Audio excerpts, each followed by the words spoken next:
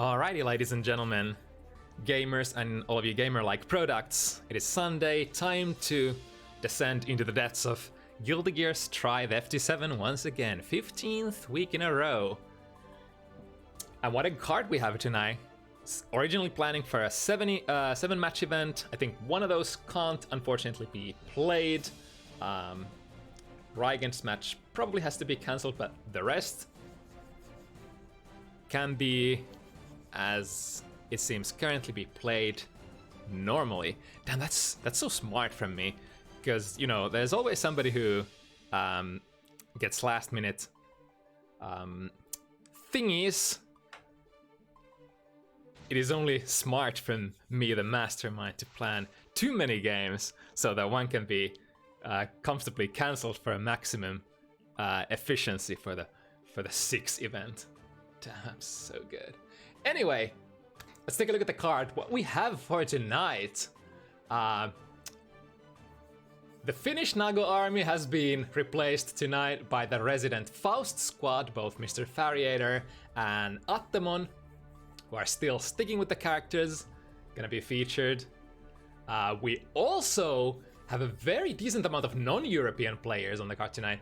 A couple of Egyptian players, namely Ganainy and Nekomaster, as well as Plubu from Saudi Arabia, and also Omarequiem from Jordan, who we've seen play before.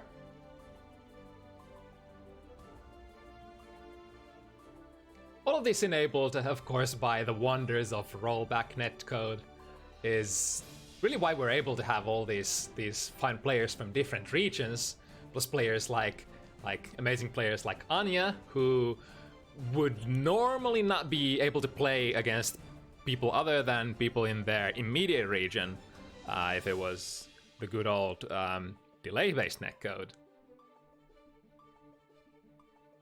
What's up, gamer? Gamer. All right. Also surprising that we have a lot of people sticking still with Gold Lewis. And as far as like the win rates in Bounty Hunters goes, Gold Lewis still sits at a very decent win rate across all matches. Like In 60%. fact, Gold Lewis is the best character according to his win rate. Yeah. I mean, what's up with that? Everybody was like, no, this character can't do it. It's not doable. All matchups bad. And as has been tradition for a couple of weeks now in a row, where we're once again gonna see the DLC character showdown at the very start of the event in the form of Satsu versus Jufee. So look forward to that. So far, I think Gold Lewis has been pretty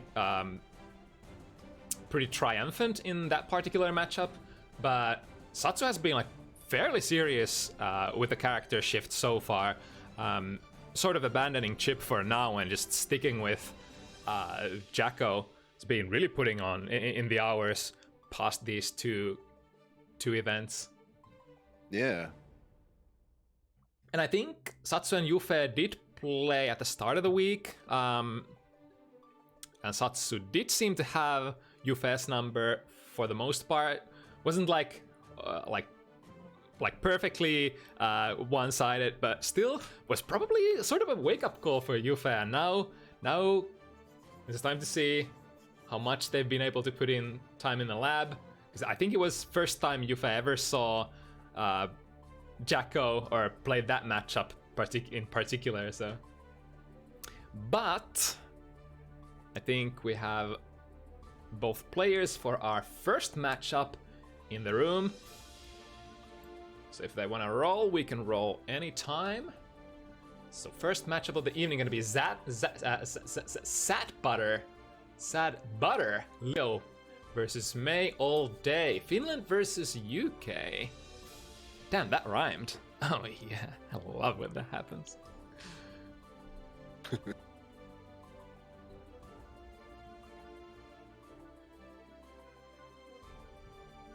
So Leo versus May. I think this matchup was in Exert at least.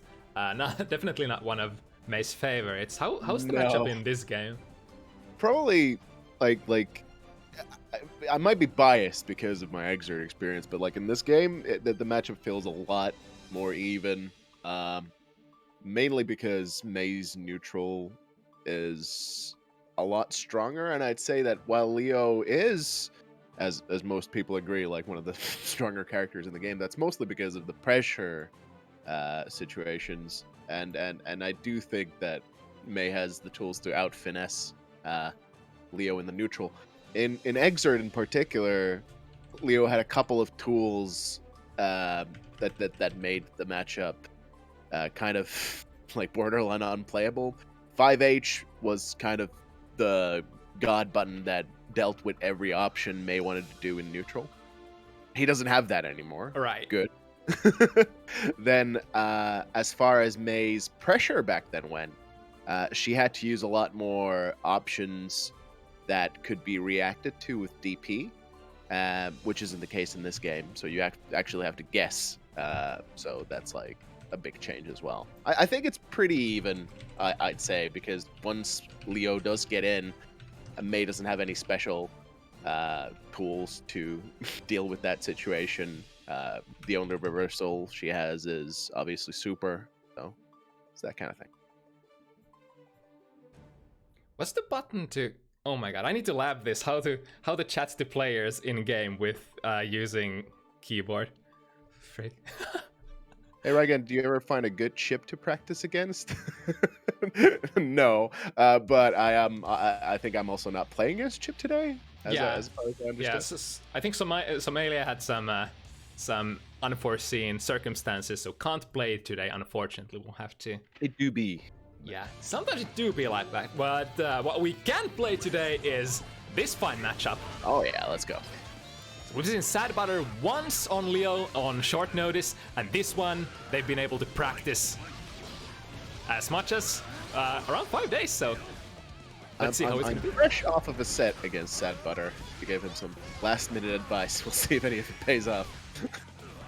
Yeah, especially with last-minute advice. While it's good to be in the know, it's like completely different kind of deal to on a fast, short notice to incorporate difficult stuff to your game plan. For sure. But then again, like, stuff in Strive is not necessarily like as difficult as in maybe all Guilty Gear games. Ooh. That's a tough burst spot for sure. All the time in the world to bait that.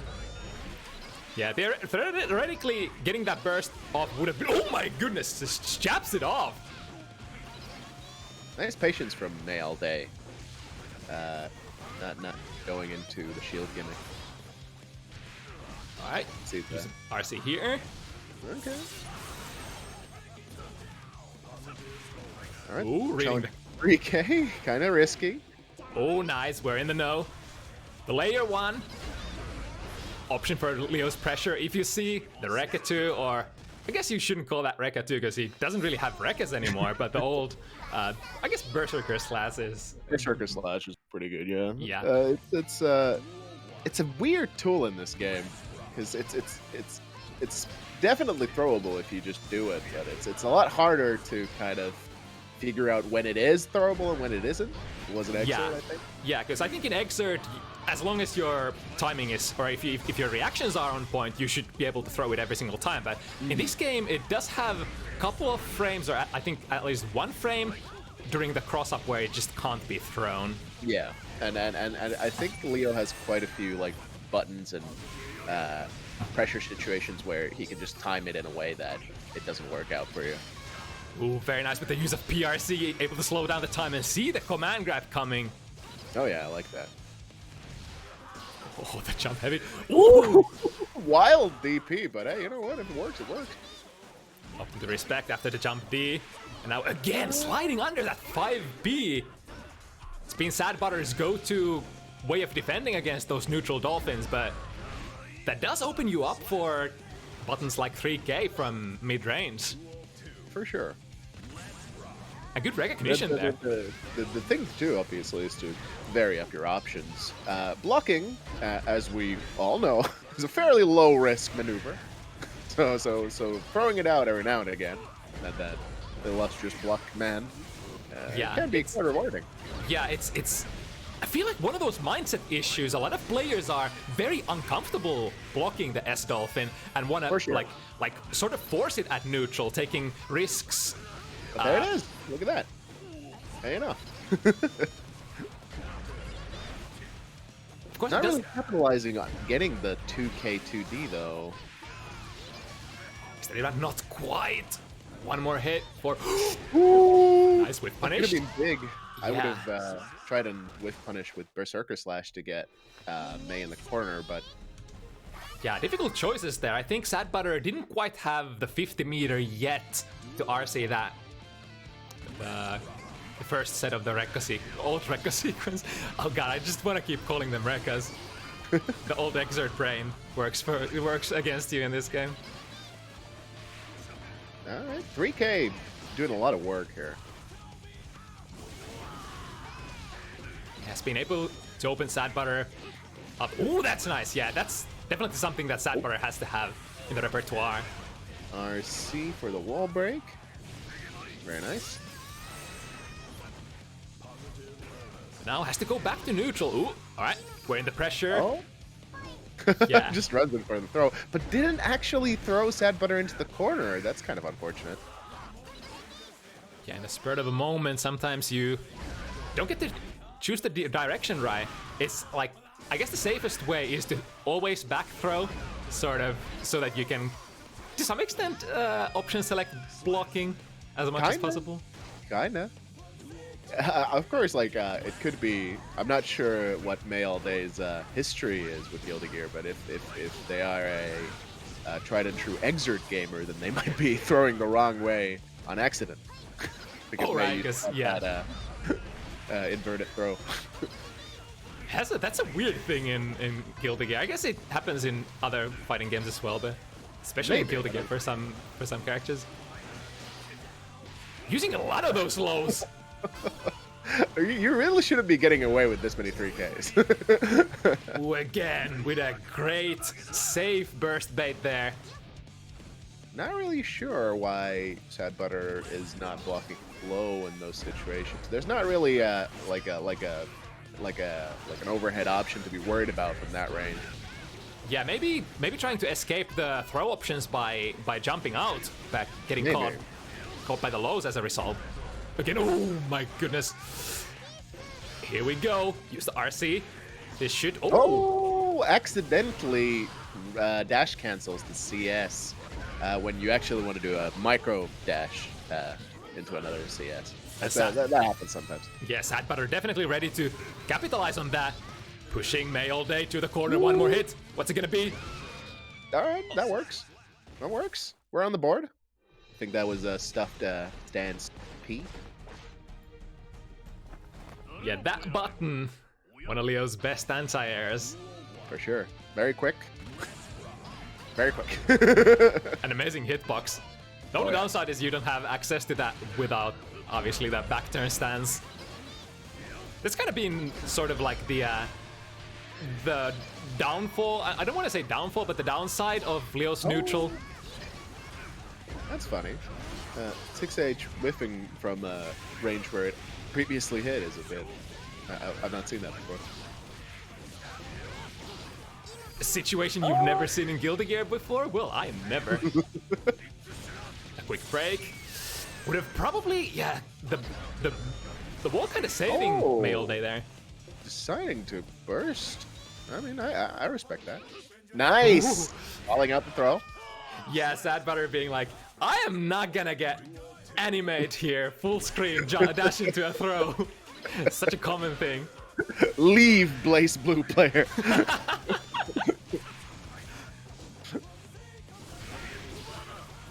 Alright, Sonic Boom, anti-airing, has a very massive hitbox upwards, so if you're not careful jumping in, ooh, nice whiff punish there. Mei All Day playing very, very safely. Very nice, full stick of butter. Oh, no RC. Could have definitely gotten the wall break into super there. Oh, wall break from super, rather. Oh, is that close enough? Unfortunate. Not close enough to break the wall. I think Mei All Day could have killed from the throw. I hope I hope this isn't a tragedy in the making. Oh, nice! Really good stuff. But really could have dialed into 3K there. That's one of the strongest things about May's P buttons. You can always dial into that 3K knockdown. Yeah, that PRC slowdown situation is one that doesn't occur very often, and one that people haven't lapped necessarily as much. Kind of like having danger time conversions in the old game. It's like, because the PRC slowdown stays on for such a long time that you can really build like a custom combo, even comboing like buttons like 2P and 2K into your S or heavy buttons. Alright, finds the OHK. Oh, gets bursted into the corner? Okay. I've not seen that before either. Another good, ooh, chooses the burst here. Doesn't want to get hit by the corner pressure at all. Oh, there we go. Good. Small punish. I really don't know about dialing into the Rekka there. I feel like Leo would want the knockdown. I guess, like, I guess it's Sad Butter just doesn't feel like they can get the punish in a different way. So I guess it's important to take what you can get. I mean, that's very true. Another option would be to just accept that you're not gonna get that small combo and just, oh, nice timing on the 2K. Oh, yes. Now putting Sad Butter against the corner. Side switch once again. Oh, nice. Got a button out, ready to deal with the ball. That's one of the things that Sad Butter was having a lot of trouble with against me. He let me get away with ending my block strings in ball, which is like the cardinal sin of playing against May. Like, if you're not reacting to the ball summon at the end of a block string, then, oof. Yeah, it's one of those RPS situations, or not even RPS, but like just calls for attention. Yeah. being ready to challenge if they try to end their block string in something very slow that sort of resets the situation. That's 48 frames of startup. Definitely something to. And it's in counter hit state, so like, please take the damage. Don't let me do it. Ooh, good jab there. Dodging the Dolphin once again. Pretty good accuracy for hitting that 5P against Dolphin. Oh, misses the combo punish. Oh, kind of hasty with the burst. I mean, you never want to burst P buttons, like, at all. Ooh, getting caught up by the momentum. Oh! He dead. He dead. No way he lives. That's a pretty good transition. Like, if your opponent uses the burst early to the round and then you're like, I think they're open to 5Ds, then yeah, why not go for it? 5Ds one. Again, got the 5Ps in there, but did not dial into 3K. So many May players are just missing out on that sweet, sweet knockdown. It's so good for May. like in the corner? Bro, you can just go in for that close slash. Again, sliding into those DMs. 3K. 3K is a really good button in this game. It's not nearly as minus as it was in Exerd, and it's actually a really useful Gatling from your fastest buttons. Very active neutraling here. Sad Butter is definitely putting out those neutral 5Ps out there, preventing May all day. Oh, momentum burst here. Doesn't end up paying off for May all day though. I think Sad Butter was hoping for May all day to, or predicting May all day to blocking that overhead there. Not really finding a way out, but there it is. Very good flash kick. Oh, why would you back out? I don't think you can even bait super that way on Leo, because Goshigawara goes so far. Like, I think if you want to try and bait super in stance, you just want to go for the BTD. Alright, switching the position. Good block on the overhead. A little bit too late on the 2K. Man, a Sonic Boom is... Oh, interesting hit. Guilty Gear stuff. Yep. It's not a Guilty Gear set unless you hit the opponent who's currently behind you a couple of times during the set. For sure. Hitbox magic. JH is definitely a good button for that. It's got how do we put this delicately? Vantaan kokoiset laatikot. It is a decent at best hitbox. The red Box portion. The size of the municipality of Vantaa. But what is Vantaa? Who knows? We don't go there. Ooh, interesting. That was, I think, a conscious decision from Sad Butter to anti-air with too heavy. What was that? Five 2Ps? Oh man, I really hope May all day punches the bot because I'm gonna keep preaching. That 3K would have gotten you so much. It's very valuable. Yeah, and again with the PRC slowdown, you could probably Gatling into a heavier button. That's very true. Especially since May all day really loves defending with that wake up PRC. So opening themselves up to the prospect of getting those custom combos if they catch Sad Butter in the wrong place.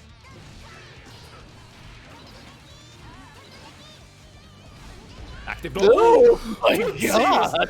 Did he just whiff punish 5B with a charge 5D? I guess? Oh That's- no, he's getting cheeky. Uh-oh. Dangerous. That's the most 200 IQ footsie option I've ever seen before. I do not approve of this development.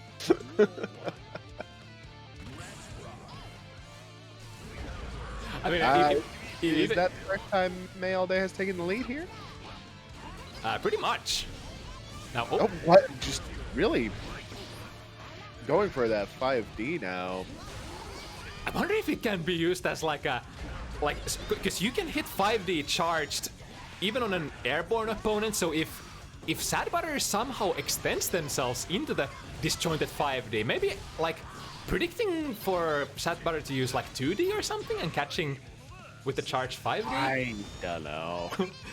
Am I going too deep here? I think you're going a little bit too deep. In before it's just. I think May all day has just smelled the blood in the water and is trying to fish for 5Ds. And this commentator is trying to find logical reasoning, and all it is in the end is so Lamau, I miss input 5D. Does May 5D have disjoint? No, Oh, it doesn't? I don't think so. Mm. Unless all 5Ds have disjoint or something. I don't know. Oh, that's true. It might be that Strive doesn't have a lot of disjoint in that move. I think in Exert a lot of 5Ds tended to have, which is why Yeah, May's 5D in Exert was weird, but in this game they're kind of universal-ish. Let me go have a look. Ooh, that was a cool little situation there.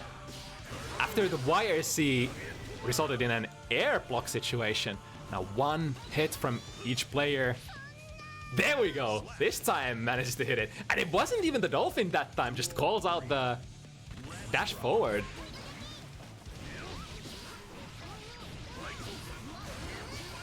Right, using the burst very early on the round. Yeah. I think all 5Ds are covered in a thin sheet of blue. Gotcha. At the very least, Maze is. It does have like the hitbox is like no, it's very thin. I don't think you could actually like go over anything with it. Maybe like a 2K from far away, but definitely not like Leo's 2D or anything. And May all day taking advantage of the situation now, looking to grow their lead even more. First time in this set, one player has had a 2-round lead. I think May all day had one in the start, maybe, but Maybe. Oh, go burst straight off the bat. Let's see what we do with all this meter. Oh, again, not RCing the throw. I mean, throw RC does prorate a lot, but I feel like getting the wall break is totally worth it. yeah, especially in this game where the wall break just nets you so much more meter build.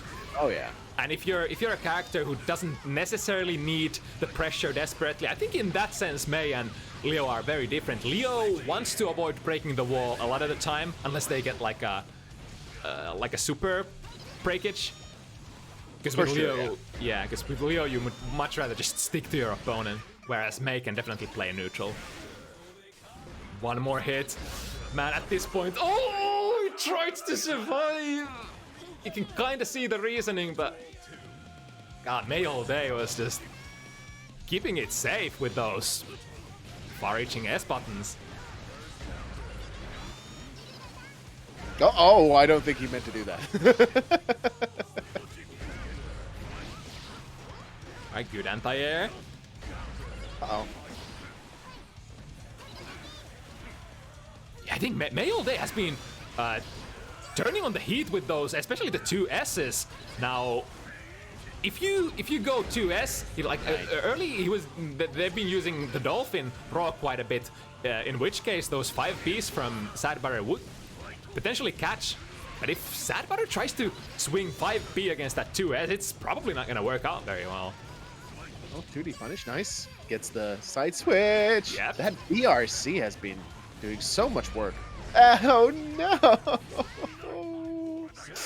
Oh, what are you gonna do if you're gonna eat raw 5Ds? And there's not much we can do. Right. It's such a high reward option as well.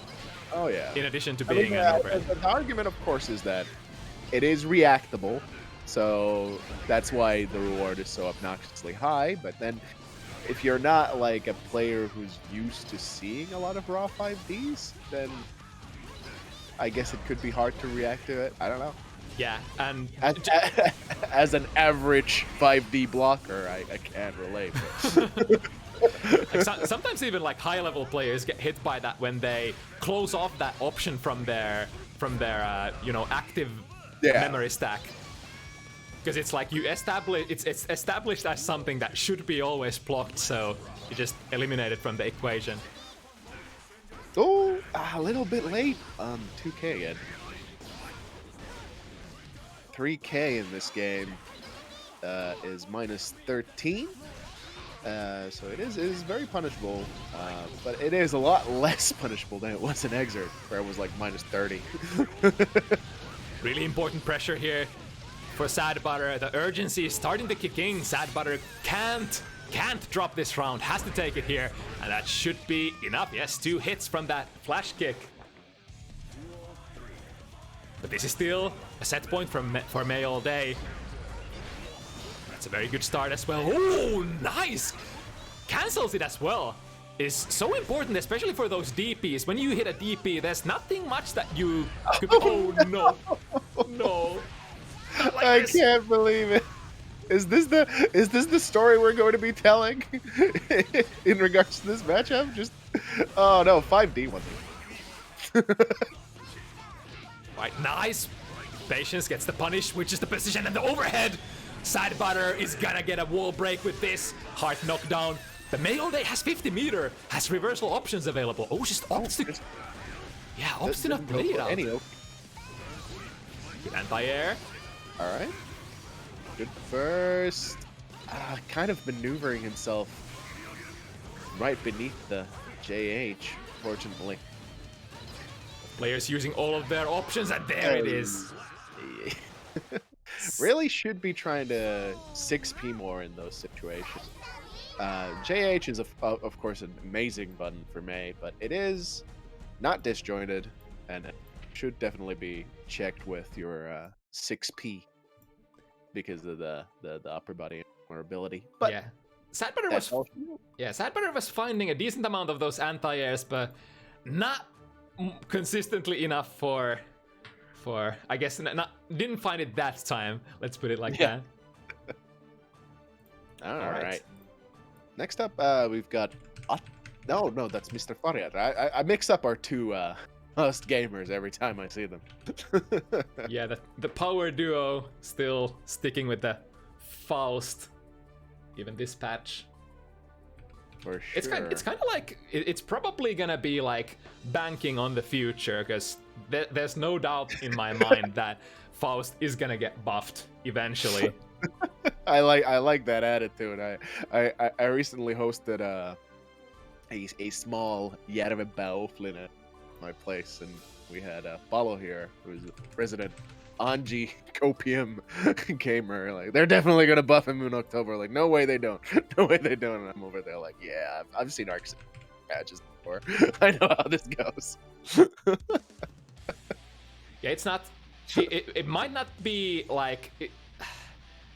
He might not get buffed this patch, but definitely in some of the upcoming patches, and might even get buffed indirectly, depending on how other characters get adjusted and how the system mechanics are going to be adjusted.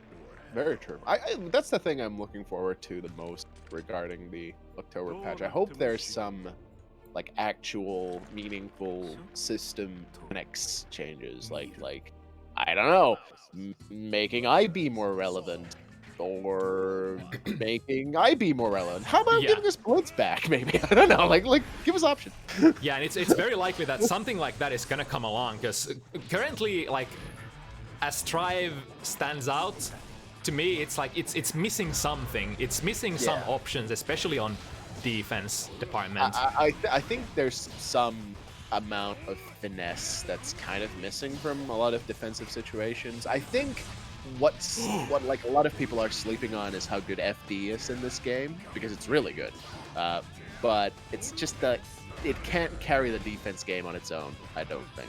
Oh my god, I'm gonna steal that maneuver from Omar. Ooh. Oh my goodness. Nice. Ready for the burst there as well. Oh, that's gonna be it, right? No? It surprisingly takes for a surprising long amount of time for the bomb to explode in this game and the overhead. The classic? Unblockable? Yep, still has always been very, not a fast overhead, but very undistinguishable overhead as far as the startup goes. Imagine trusting Rygand to balance the game. Listen, Finch, if I said anything that was wrong, you're welcome to tell me, because I don't think I did. I think I've only spoken the truth. A Vortex being very effective here for Omar. A lot of those Faust pokes, just like in older games, as well as in these games, they retain their like high profile-ish nature, unless Faust goes for like 2k or too heavy. Oh? Well, the little guy helping to keep this position. Omar has to be really careful here. Yep, chip. That was a very tricky situation, because it was kind of looking like it might cross up, because that mix, depending on how you set it up, can sometimes happen as a cross up. I wonder if Omar was that time worried about, like, is this mix actually gonna cross? And then there was a bomb as well. Uh-oh. Okay. I know, we're good. just a little bit of excitement for everybody's day, you know. Oh, meteors right off the bat and combos into them off of 6H. Oh no. Yeah. MrFariator is a true Faust player. Yeah. Oh yeah. We got the item.txt open. Can't believe it. With Faust, ooh. Afro's gonna explode into another Afro. Oh yeah, good being very active there on defense. I think like a lot of the times when you have the Afro on, people have been saying that, okay, I think when the Afro is on, the Faust players will always go for the instant air, the instant overhead jump D to light it up. So that's why you sort of abare in those situations to prevent that from happening. Yep, very true. Ooh, almost finds a very good anti-air. Although Soul too heavy doesn't lead into... Big counter hit. Now in the corner, this is where Soul's fun gets started. Uh-oh. That's gonna hurt. Yeah. Oh! Got killed? Gets it with that swag combo. The fast PRC jump K into a clean hit. Oh no. Someone stop this man.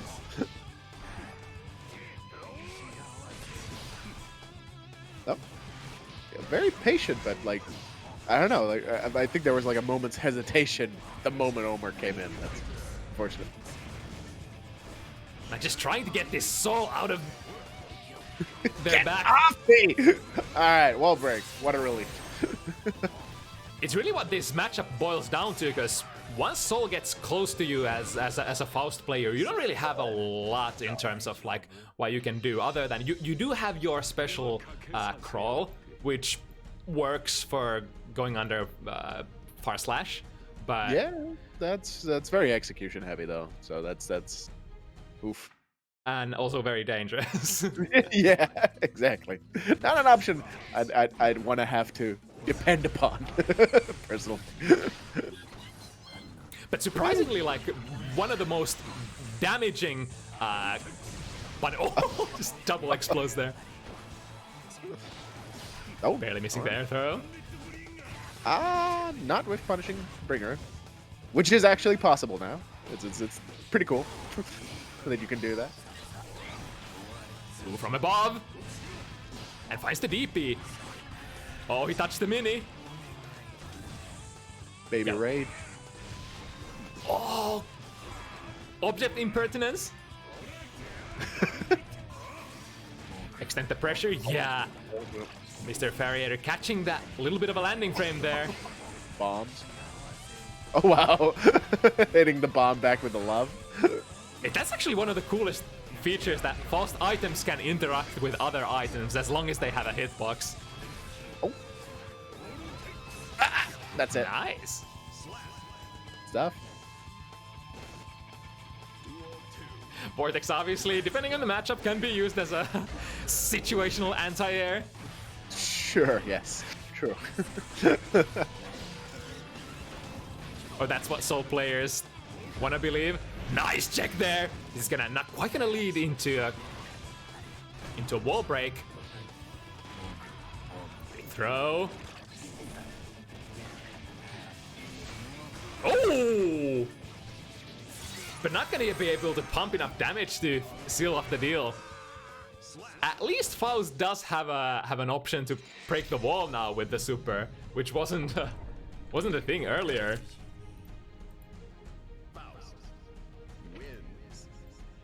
All right, MrFariator taking the lead once again here. Being able to control the match decently enough. That's pretty much. Ooh. Oh. What's happening? That glitch. Oh, there it is. All right, let me shoot the players a message.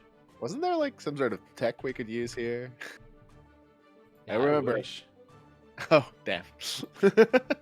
Or I remember like somebody said something about changing the battle settings to not like have infinite rematch would get them out of it. I seem to recall that being.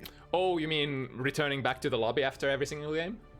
Yeah, but like you can switch it now, and then it makes them do that, and then switch it back. Right. I think that might have been a thing. I'm not sure. I might have Let's try dreamed that. it. Fuck, how'd I do that? Edit room settings, rematch. Wait, number of matches infinite. Fuck. I mean, if you just put it on winner stays, I think it works.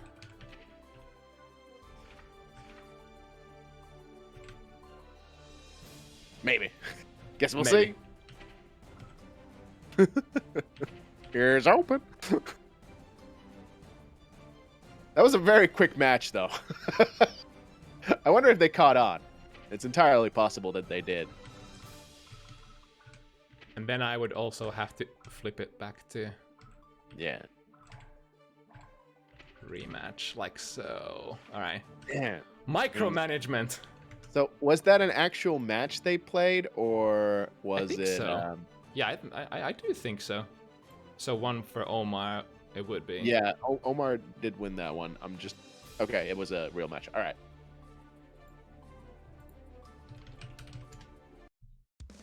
2-2. It breaks sometimes, even if you guys wait. Yeah, it's I don't know. the system is. Yeah, don't blame yourself. It's just out of our control. I feel like the only thing we can do is try to minimize the chances for that happening, but sometimes you just do be like that. Oh, unfortunate hit there. I feel like it's sometimes very tricky to micromanage how the mix hits, and if it hits the wrong way, you're gonna get punished. Ooh, good challenge there. 5k against the item throw and a big counter hit. Oh my. I'm still surprised they didn't change any of the damage properties of that clean hit DP. Still does so much damage. And maybe it is yet to come. You said inhaling copium. ooh, tried to go for another one of those vortex anti-airs.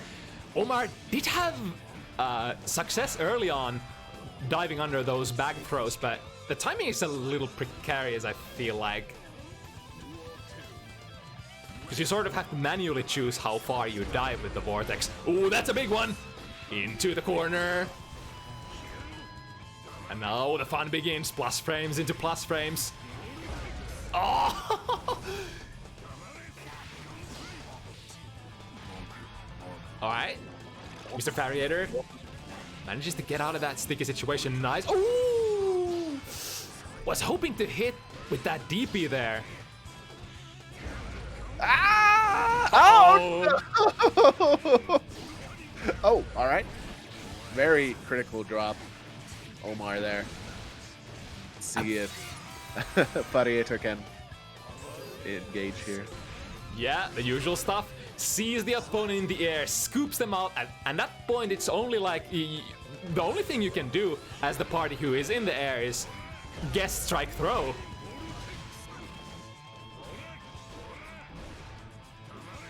Oh. Right, again, oh, nice. Yeah, Omar is definitely doing that consciously, trying to hit that vortex anti-air against that back throw. Oh! Ooh, Nice. very nice conversion.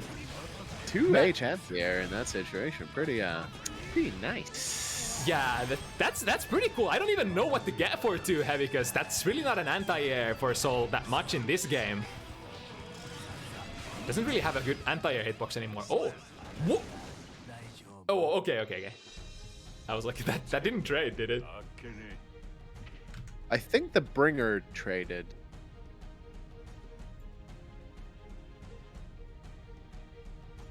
But luckily, that's enough damage there for Omar. And taking the lead. Yep. What are the boxes on 2H like? I've never even looked at them. It's been like one of Soul's least relevant buttons. Yeah, it's pretty much only a combo fodder. Especially since you now have your good 6P. Like Soul 6P, one of the best ones in the game, so there's very rarely any reason to try to gamble with 2 heavy. I think it's the usual, like your blues and reds are roughly equal, but like nothing stands out with that move. Oh, interesting. Omar just opting to take it chill. Yeah, just coming in. That's really one thing you can do, because like I think how Faust is supposed to crack this matchup is like if you have to keep Soul away, right? So if you can, as Soul player, force Faust player to come in, I mean that's a bonus, is it not? Yeah, just keep Soul out. No problem, right? Faust players sweating out there. Yeah, okay. It's kind of like saying, I'm not scared. Even if you get your pressure started, I can block this.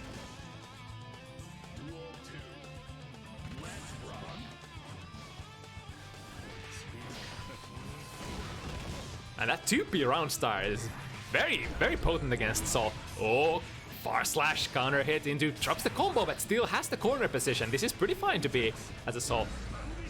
Oh no! He got the 2K as an escape option, but Omar was just ready, spending the meter for that. Oh, nice! That's definitely something you can do against Gunflame. And avoids the trumpet as well. Looking so far so good for Mist. And the Horde as a punish. What a round for MrFariator. Coming back for the 3-3 even situation now. The patience. Yeah, didn't even need to commit there. That was a brilliant play. No, we're good.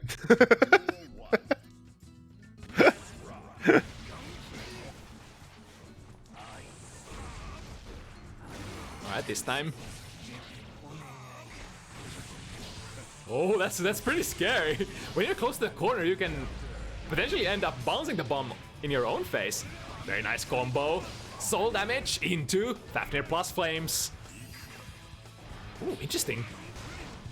Oh, wait, did he use the BRC slowdown there to get a custom combo? I don't know. That looked pretty interesting. RC to keep the pressure going and finds the hit.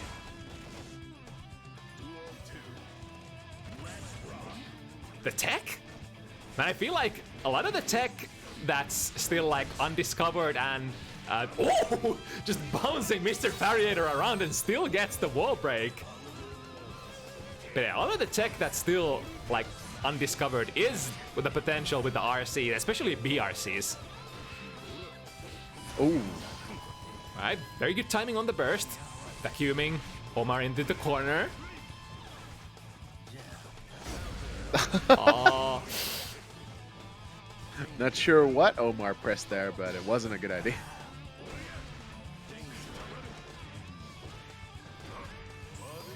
Oh, again with this one. Yeah, uses the BRC to keep up the pressure. Oh, that's gonna be a big one. A little tight link there. I think it's like 1 or 2 frames to link 6 heavy counter hit into a vortex. Finds the button once again, and Omar has the meter to end this here. Drops it though. One more chance. There it is. Back and forth with this one. Yeah, as it has been so far. One each. Following the script. Now it's MrFariator's turn, right?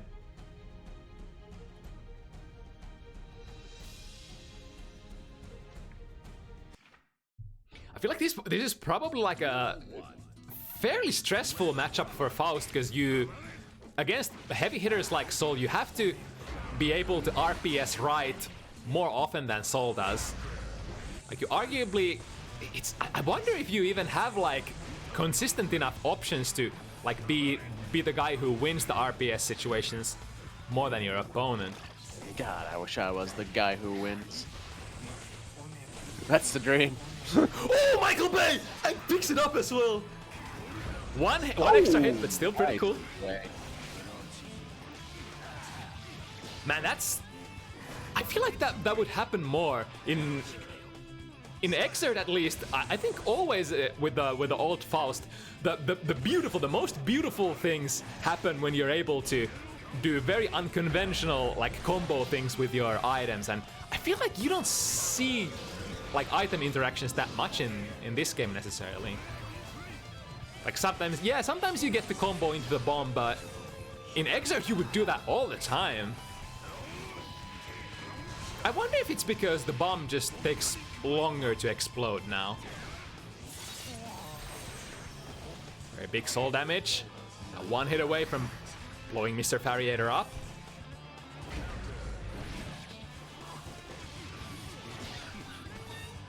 But evening out the life lead. Now, oh, very nice, MrFariator. Using that teleport PRC a lot to get a lot of value and prevents the vortex. Very nice check there. And just like it's written, 4-4 once again. Very nice Twitch acting from both players here. We appreciate it.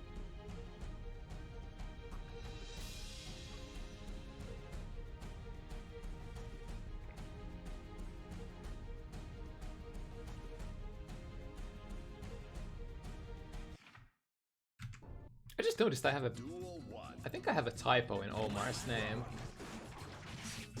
Huh? That should be... Oh yeah, there we go.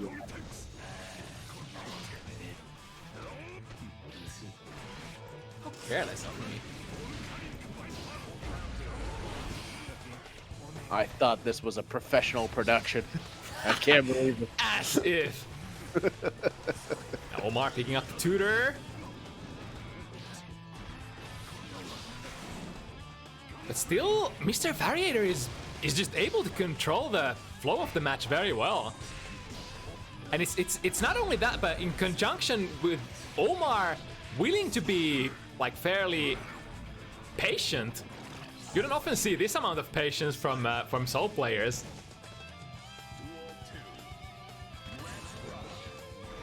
And you mean, I mean, for better or worse, I think,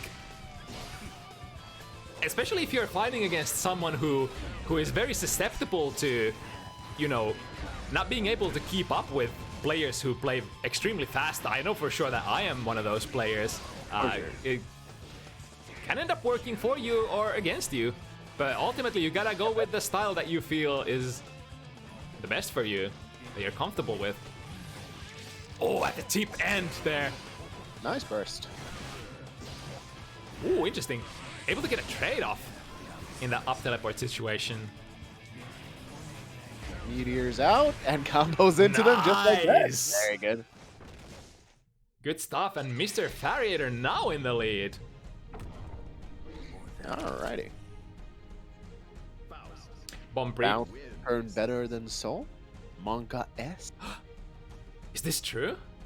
I think it might be. Ooh, hold on. I just realized that if we use the lost Lanji meme on Soul, it would be LOL.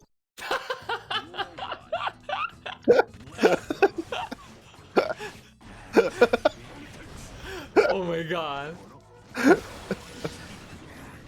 We'll see you after the nerfs. Lol. LOL. Lol. After the October patch. LOL. Lol lad guy. LOL last guy. Ooh, missing the finisher there. But now respectfully using the burst. Very, like I usually call it the respect burst when you have a lot of health still left, but you're willing to burst in order to prevent them from getting their game started. Even if you're winning, you're like the favorite to win the round currently. Yeah. You see it a lot with players who know that like their opponent can definitely dish out the pain if they get going. Yeah, the kind of bursts you would happily make against momentum characters like, I don't know, Milia, Ramlethal, to prevent her from getting her corner game started. Yeah. Whenever you can.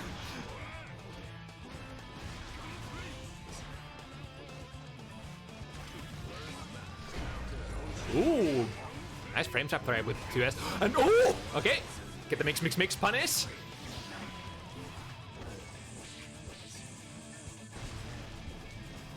One forcing both players to respect their footsies, man. Man, 2P from Faust is definitely a button. Too bad you just can't like combo it into much very often.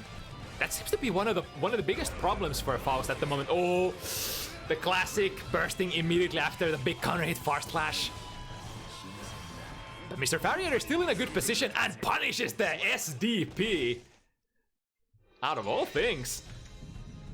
Man, MrFariator, the momentum swing here from a 1-round deficit into a 2-round lead, and now knocking on the doors of set point victory. All right.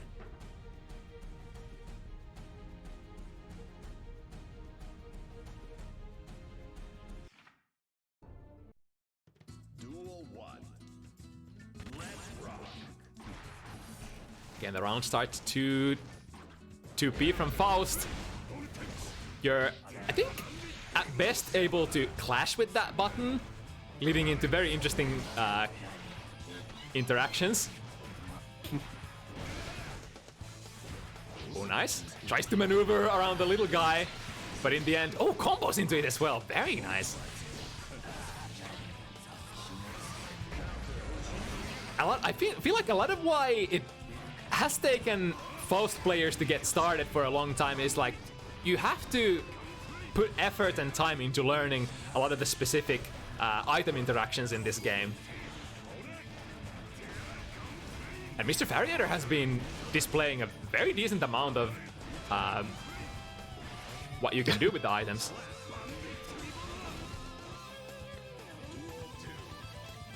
Alright, Omar not ready to go down just yet here. Nice backdash against the 10-ton.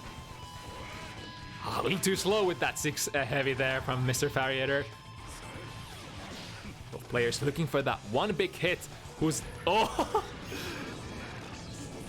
I feel like... Man, that was such a brilliant play.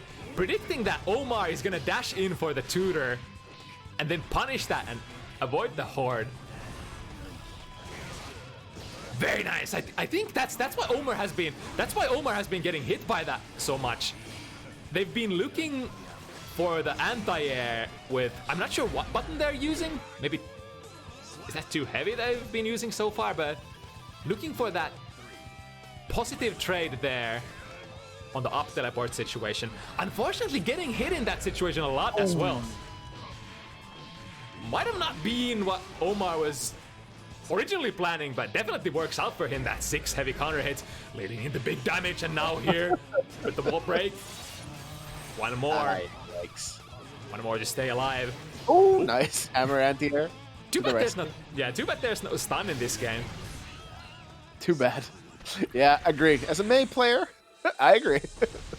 That's also kind of why some of why it was some of Faust's items feel a little unnecessary, because there is no stun in this game.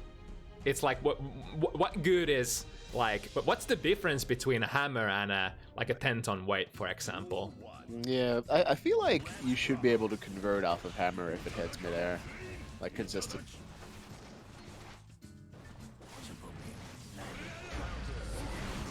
Alright, immediate burst there and hogs the horn for himself. I will toot as I please. Do not toot it. Do not toot it! Omarequiem toots as he pleases. Oh! Very on board there, dashing out of the command crab. Omar getting a big counter hit, choosing to spend the meter, and they gets the swag conversion. Now one hit away from killing.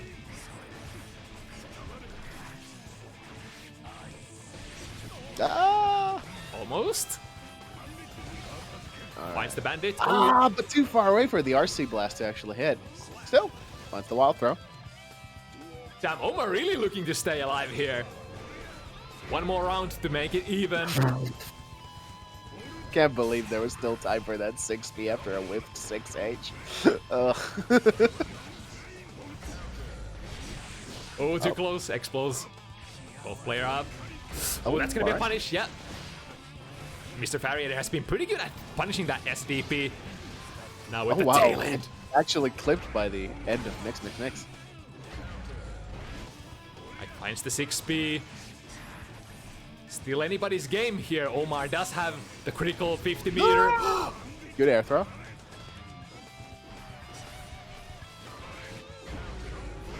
Uh-oh. Is that no. Oh, but the bandit revolver whiffing at the end there. Oh! There's a chance here. Taking the save option. Holding in the board. Oh! I wonder if there was a conversion there.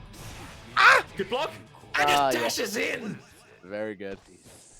Calling out the item toss because, like, what are Faust's options there? Either they item toss or they do, like, and both of those are not good options. Yeah, very, very classic Guilty Gear Faust RPS that Faust players have been in the past looking to get value. Still existing in this game. Ending some of your strings in item drops, you really want to, especially if you're at relevant ranges, challenge them aggressively. The problem is that in this game, if 6H, I mean, I guess maybe you could do like backwards to be safe. I don't know. Ooh, just dashing forward. Oh, trying to fish for a big hit there. Ooh, calls out the dash up throw. And just like that, Omar looking to take it home. Man, the pendulum has been shifting in this match so much now. Omar on set point. after MrFariator having their chance on the set point a couple of times now, the pressure is on MrFariator's side, making this win count. Has to keep the neutral in control. Oh, again! Really good backdash. Once again, yeah. oh, Oh, what? nice! I guess the conversion as well. That's funky. Barely whiffing with the tail end of 6S. Oh! Oh! Oh, There it is! tried to go for the 2H again and then delayed burst. Oh no, he'd already probably pressed it. Like, oh, I'm gonna die if I don't burst. That's that's a hard. I think that was really interesting. I think MrFariator thought that the trade was gonna end up in Omar getting a conversion and chose to burst there, but really, very unfortunate. yeah. Because he was definitely still in it there. Dude, I really wanted to see that, like, whatever Omar was planning on doing after that trade of the up teleport, but they really never got to use that, never got to show that fully. But a very close one. Damn, that was a good set. All right, what do we got next? Well, we have Attemon versus SenKH. I wonder if it's SenKH or Senk. Senk. Senk. We will never know.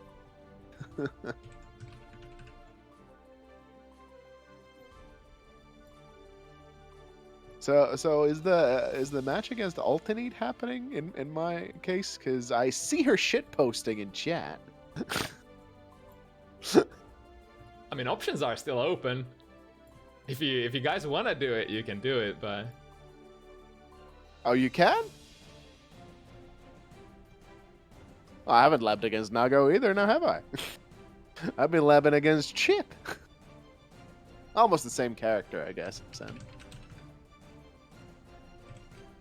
Yeah, gamers don't need to lab. You're right, Neat. Gamers are the guys who don't lab. yeah, even though the carrying idea of this FT7 series is to let players have a little bit of a buffer time, at least like 5 days, to learn the matchup. We do have these last-minute matchups here and there, and it really changes the dynamic of the match. But if people are fine with it, we can definitely keep playing them. But the match at hand here now, Attemon Faust. It'll finally end my win streak. Look at Neat over here, fucking BMing.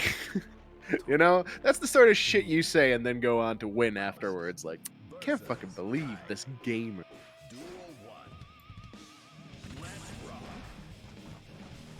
Yeah, I'll have to see it before I believe it.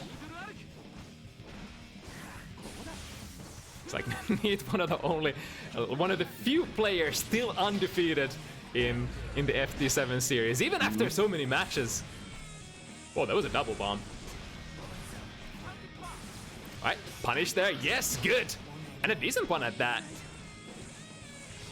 Often enough, especially with the shock state on you, you're not gonna get much for that stun dipper. Forced to argue. Oh, going into the throw very fast. Again, the good backdashes and the reads the burst.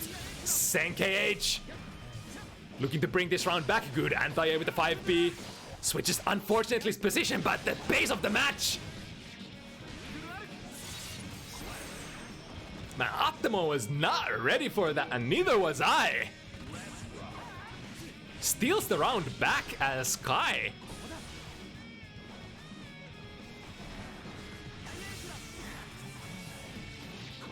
Alright, finds a decent hit. Here we go again. A little too early on the throw.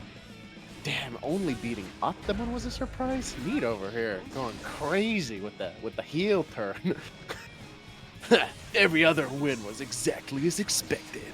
Ooh, interesting there. Sen did have an option there to go for an air throw of that slow situation, but Attemon used jump 2K preemptively. Another combo here. Bring them to the corner. Hit with the 2K. It is very close to a wall break, but not quite getting it.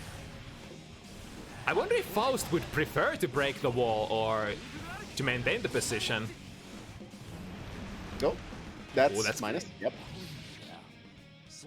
Can't be ending the mix right next to his. Alright, SenKH opening it up. Sen looking clean. This is the best Kai color, by the way. Fucking. That's pretty good for a pink. I'm not usually one for the pink colors, but I gotta say that's a pretty stylish pink color for sure. For sure.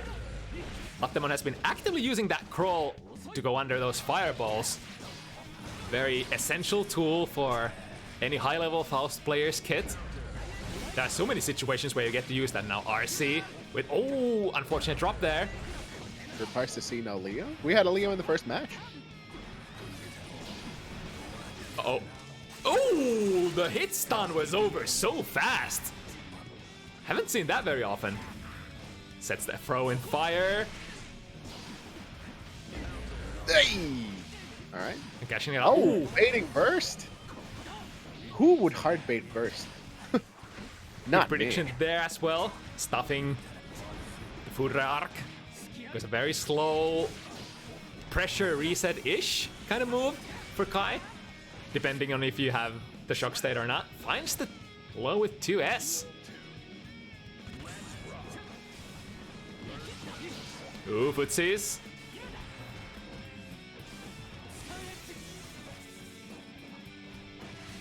Ooh, nice 2S.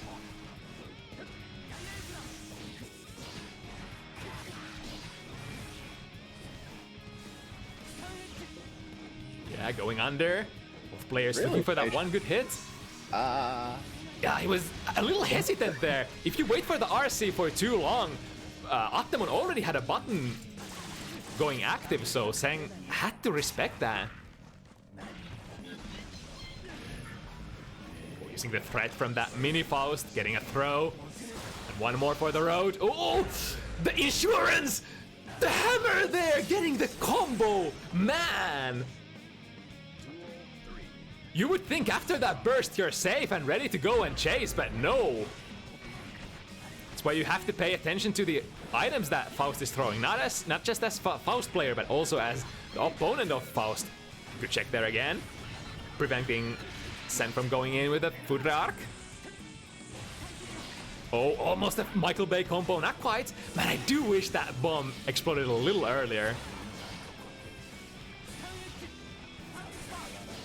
Oh, stopping the startup of that teleport. And both players just... There's a big hit. And now Attemon doesn't have a burst. Get the wall break here. Luckily not a hard knockdown. But SenKH able to build a little bit of an advantage here. With that positive bonus already. Building 75 since that wall break. Oh, a little too early on that 5B. Sorry, that 5D. Ah, that's the sort of the downside of you crawling under things is while you're crawling, you're not gonna be blocking, especially if you're crawling forward. So smart players, if they realize you're in the danger zone, they might be looking to challenge that crawl forward.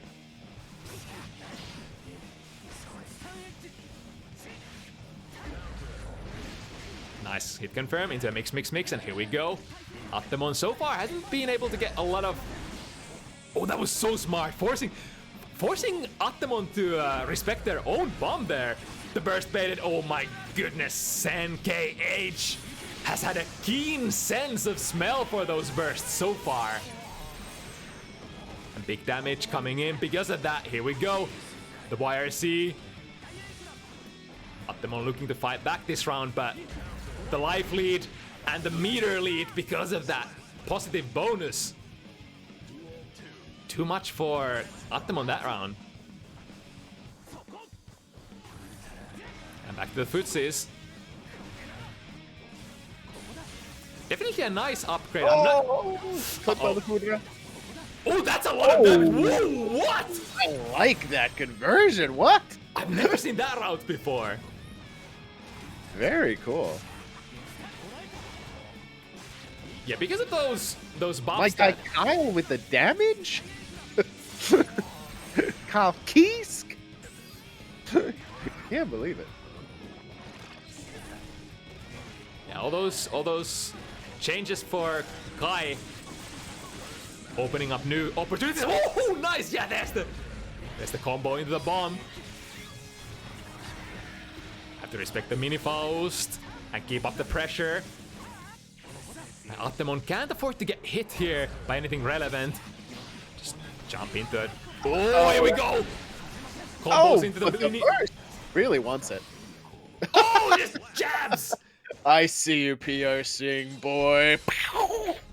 Again with that RC timing. I think if Attemon RCs immediately, I wonder what they were going for. They might have been going for like an empty low or a throw even. I'm gonna guess throw. I feel like I've seen Atte go for like not mix. The not meta getting. the not meta getting. I don't even. Oh, interesting defensive option there. Staying in the air with mix and tagging Kai out of that stun dipper. Oof, it is. Unfortunately, that far range 5 heavy doesn't get you much. just bumping PRC. Lots of plus frames. Pretty good burst to use for Attemon there. Able to defuse that situation and that combo from Senk. But now is the bomb gonna... Oh, nope. You guys look away from explosions. Very nice. Ah, no punish on the dipper. Yeah, only -10 on the shock state. Oh, again, SenKH already had a button coming out, so Attemon had to respect that time.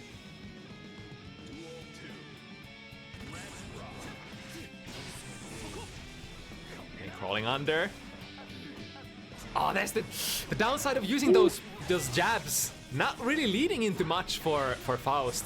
And the best thing you can get is like 5 PPP and 6P. But even then, that's kind of like distance relevant. Oh, big combo there. Waiting for the burst, but Attemon doesn't bite. Still gets the bait. No meter to finish it off here. Attemon will have to play the game of his life to bring this back. Oh, switching the position. Is this... If he finds the hit. But the DP ends the run. Man. I'm getting a cool explosion there on the end zoom. SenKH with the momentum here, 4 in a row. The matches have been Attemon has definitely had some pretty good rounds, but the finishing touch for all of those rounds.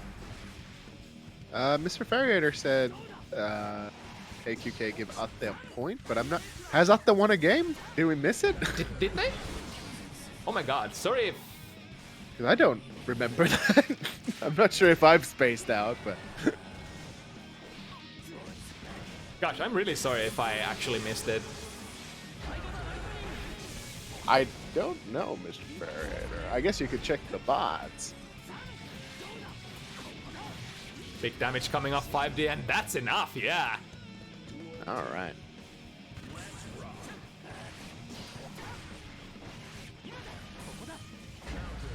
Ooh, very nice, crawling under. All right, good. Attemon has really good counterplay for a lot of these RPS situations, but it's just the rewards. I wonder, it's not just Attemon, it's like partly also Faust not having the biggest gains out of those hits. Wow, unfortunate drop there. Definitely could have gotten the wall break. Need to respect the guard break meteors there. But once again, SenKH defusing that situation very calmly. Plus frames out of the Fudra arc. Good anti-air. Doesn't White's managed to convert with the... Oh, nice throw. Oh, fancy footwork. We shim in, and again, expecting another throw mash, but that might be costly for him. Ah, mistiming the... Not Metagiri. That must have been like, oh, but wait, that was a crevice to teleport behind? Apparently. Store brand Metagiri. That move is always gonna be Metagiri in my heart. Yeah. Nice. As well as doesn't the fishing pole also have a different name in this one? I think so, yeah. It's also not Rerere, but it's Rerere. and all the new players who came in with Strive are like, the hell are you talking about? What the fuck? These goddamn boomers. You having a stroke, bro?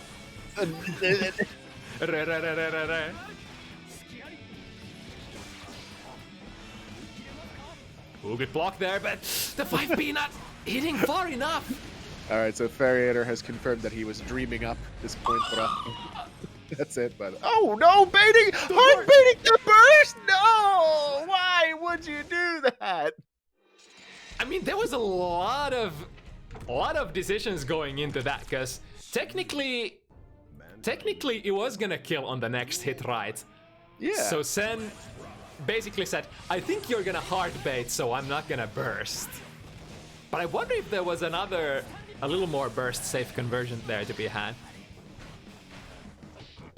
That's also one of those unknown territories that, like me, for example, as a player, haven't really touched at all, because I don't use 5D that much, so I don't know anything about burst safe combos. Yeah, Oh. like I genuinely have not lapped out a 5D combo for May yet, even though I've been playing for however long, because it's just not necessary. You don't hit those. You're supposed to not hit those. Yeah, the only situation where I hit those is against like Blood Raging Nago. Yeah. If I don't have meter. And at that point, honestly, the damage doesn't matter. Yeah, as long as they're under like 70%, they're gonna die. Man, Finch trying to blow me up in chat, but I think the critical information you're missing here is that I have lapped out everything else.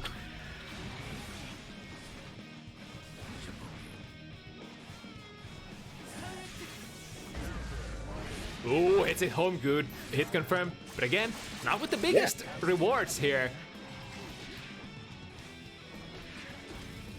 Setting the throw on fire. Oh, is that gonna go into a custom combo? Not quite! But looking so far so good for Atte. Now... Again, are we playing? I don't know. You set up like 5 OSs already, so I don't know. Maybe we should just set it up properly.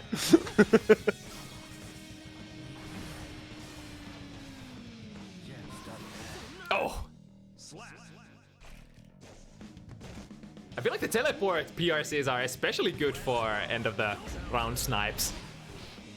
There's usually like, I feel like unless you're expecting a particular like slow recovering move from the opponent, you're probably not gonna get like, you should probably not be getting the best of.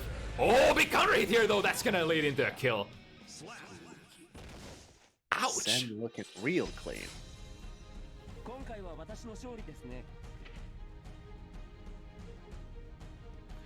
Yeah, that one win on the bank account of Atte, not convincing SenKH currently that much with the big lead there going into it. For the one who was asking who I play, I play Sol.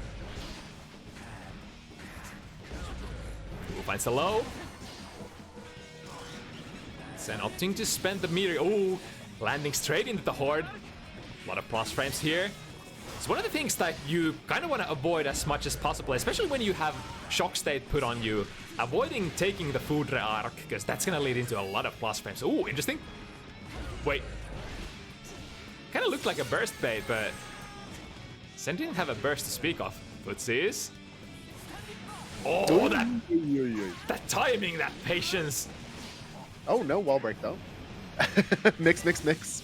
Still gets punished. Damn, that was gonna... He committed into the very dangerous escape Tatsu, but not able to escape the corner nonetheless. Well placed jump K. Classic good button for air-to-air exchanges. Quite able to combo that jump heavy into the ground Gatling. Oh, finds a throw and throws in the right direction as well. Here we go with Attemon. Dives under! That classic downside of Kai DP. Very easy to low profile under, and Attemon showing the matchup options. Now all Attemon needs is to maintain this position. Don't even need to risk it. And oh, misses the punish. Look at the horde. RC, Attemon really pressing the issue. But now being put in the corner for their troubles. Good check. Really nice. Shouldn't let Kai gamers get away with foodering badly.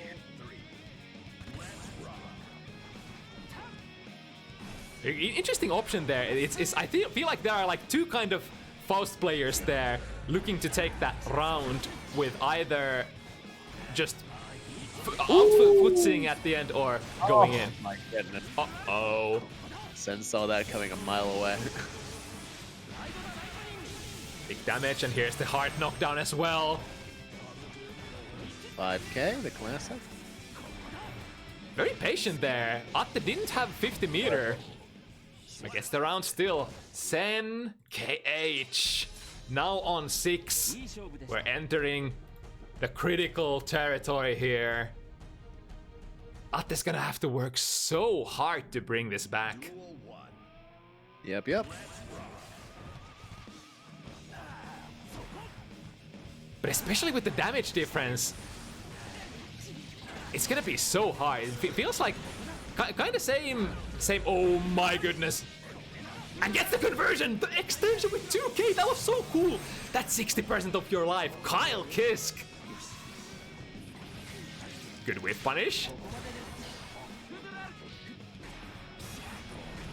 But again, the damage difference when Kai hits a counter hit with 5 heavy or 6 heavy at neutral, it's gonna be like most of the time it's gonna be half your life and taking you into the corner. What does Faust get? You just have to be so much more consistent with the neutral. Nice. Beautiful.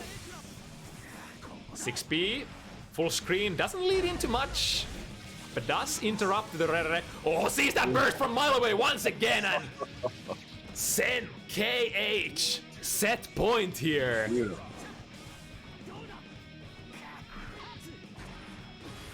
At the start of the set, got those 2 beautiful burst baits, and now bringing it back. Oh no, Atte was trying to interrupt it, but the timing was not quite there.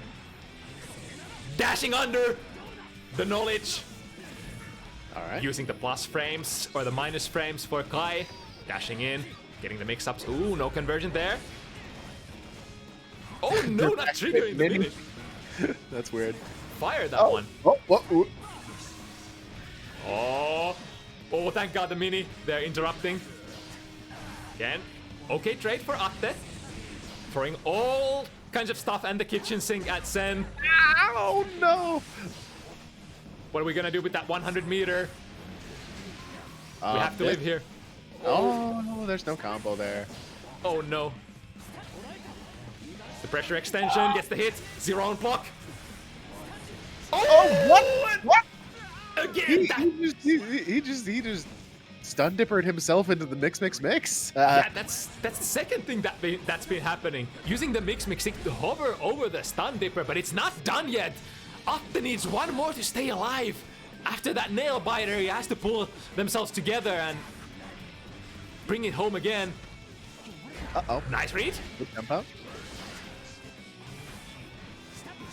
Oh! Wow, Oh. what a day. backdash. Going for those dash up throws a lot now. Good interruption. Sees that from a mile away. Not even using 5B, but using 5K for a better interrupt. Now Atte looking pretty good here. Just gotta stay in control. Oh, just as you say that! Oh no! No. Sen senses it out. Is that gonna be a wall break? Not quite. Atte's still alive. Lost a This lot. trigger finger on those bursts is just way too itchy. Unfortunate. Damn. Unfortunate. So close to living. But SenKH staying super clutch at the end. Sille. Definitely one of those matches where the numbers at the end don't tell the whole story. That was the one of the most closest 1-7s I've seen. Sorry, I was just looking at this card here, and I only now spotted Sierra Vice Gold Lewis. What is this? Ah, yes, the closest alternative to Exerd Ram. I think Sierra has been not necessarily looking for a character that is like Exerd Ram. Rygand is taking on whole country. No, unfortunately, the country had other business to attend to, so I won't be playing against Malia today.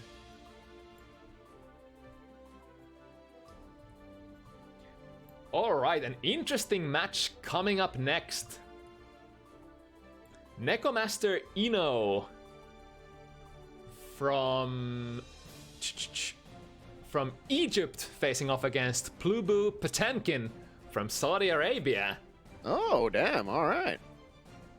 We got these multi-talented brackets question mark gamers from other regions showing their stuff. Very exciting to cast these guys. I think I've seen Nekomaster play in a tournament once? Question mark?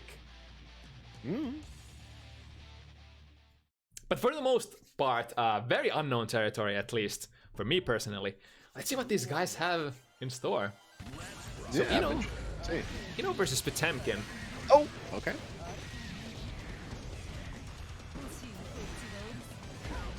Oh, alright. I feel like this should be a fairly unfortunate matchup for Potemkin all the way until he gets that knockdown and Garuda starts talking. I think that's the pattern for a lot of Potemkin matchups. Oh, nice. Oh. Oh, no. Oh, alright. Oh. Oh, the hard bait till the end. But The most delayed burst, and still it gets baited. sort of a cool burst timing there. Even if it gets baited, you're not gonna get a big punish. Alright, just needs any old hit. Uh-oh. There, there it is. Oh. Didn't even have meter anymore. The awkward range, even though Mega Fist forward is so minus, it's like at that range you're not really gonna be punishing it, so you're like, alright, what are we gonna do there? Are we gonna swing and risk Potemkin with punishing me? Or are we gonna respect? Now with the corner position, what's it gonna be? High or low? Good guess? Oh wow, that was a that was an industrious Kara pot buster for sure. Yeah, very ambitious. Oh, the classic! Boosh! Close slash. Damage. Plus a lot. Oh, We it's mix to it. go for another one. Ooh, greedy, greedy. Oh, gets the conversion. Yes! That's definitely something that these grappler characters should be doing more often. When they have the 50-meter BRC option selecting even their command grabs, not just the normal grabs. There a point to not hitting any buttons when you get a fully charged dust? Is it to avoid the opponent getting gold burst or any burst at all? Guys, it's a very consistent way of baiting out the opponent's burst because usually you want to burst that amount of damage. Right, because it's like one of the strongest non-meter combos that you can really get. So it's a very popular place for people to burst.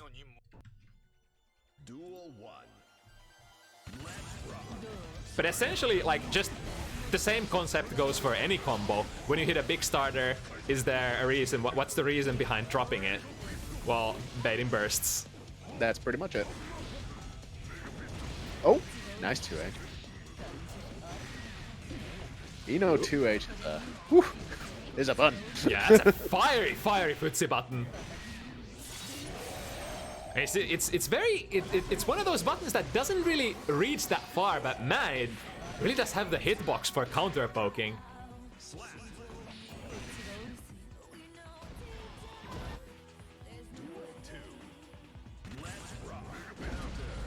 Oh, the round start, Mega Fist! Oh no, that's 60% of your life gone, and here comes Potemkin. Wrong read at that time. Was predicting Nekomaster jumping out there.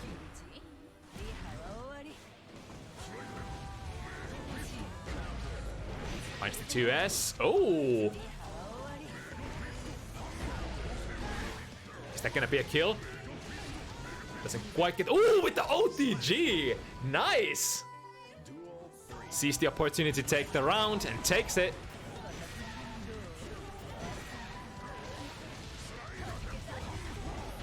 Ooh, the movement into a cool combo, and now again, which is gonna be? We got highs, we got lows, we also got empty throws. That should be a punish. Yeah, immediate burst. Doesn't want to be put in the corner against Ino. Very understandable, especially since Nekomaster has the 50 meter here for the big throw reads. Oh! Interesting, just landing and getting a 5D. And now Plubu looking to take this back. Very respectful on the wake up. Oh, nice. And gets the 6 heavy to take the round. Plubu, 2-win lead here.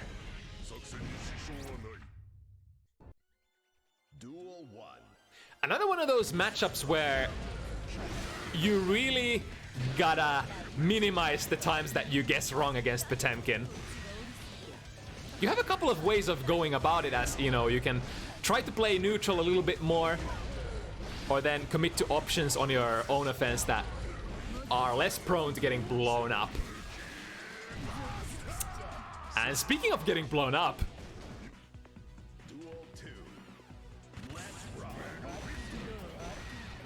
I feel like Potemkin in Strive is like very like about very about dirty fighting, because I feel like Potemkin as a character doesn't have a lot of like super solid tools, like not like he ever had, but even less so in Strive. Man's is whack, but Garuda is busted. Yeah.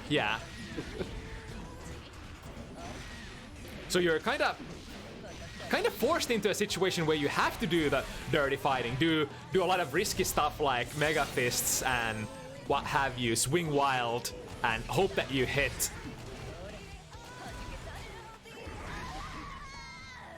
Man, Garuda as an option to anti-air forward dash from Ino, I guess that works. I mean, it's fairly disjointed, so I guess that checks out.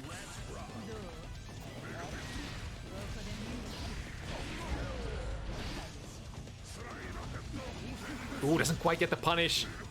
Again, the slide head. And there's the burst! That's gonna hit so hard!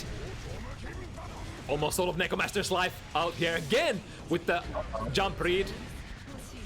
Good timing. 6p on the ass cheeks. Plus frames. What's it gonna be? Throw. But again, the throws are not gonna land that much damage for you. Gotta keep this pressure going without Potemkin getting the right read. Wall break.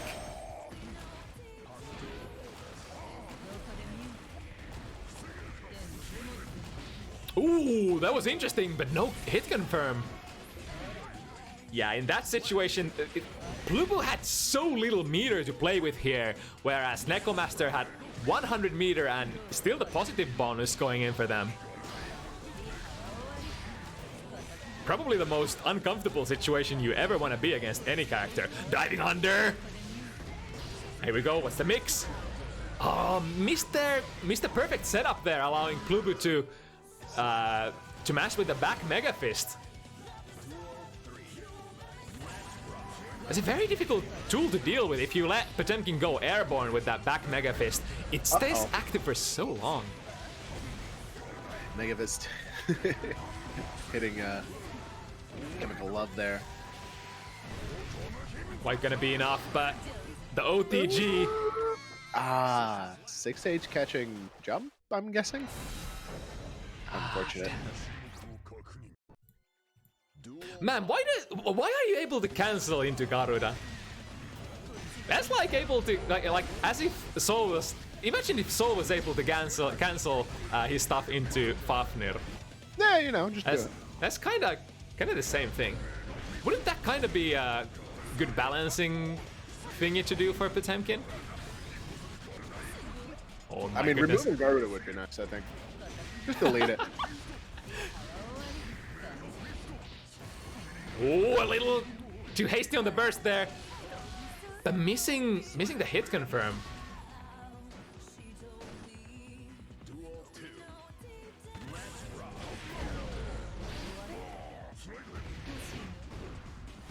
Yeah, I think like Mega Fist is cheap, but it's also like it's dirty in the positive, like with positive and negative connotations.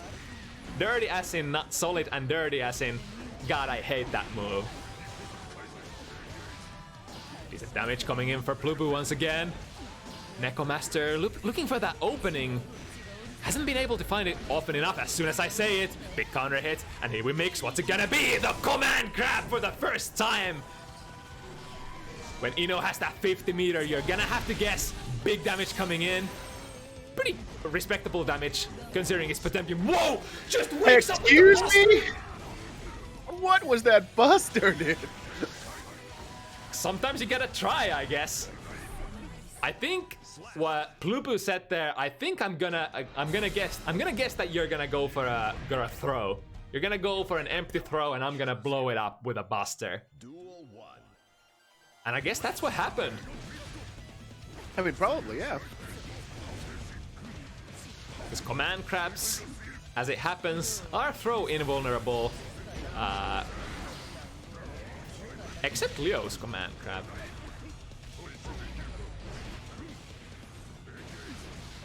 Again, a lot of damage. Opting to hold it here. Not sure why.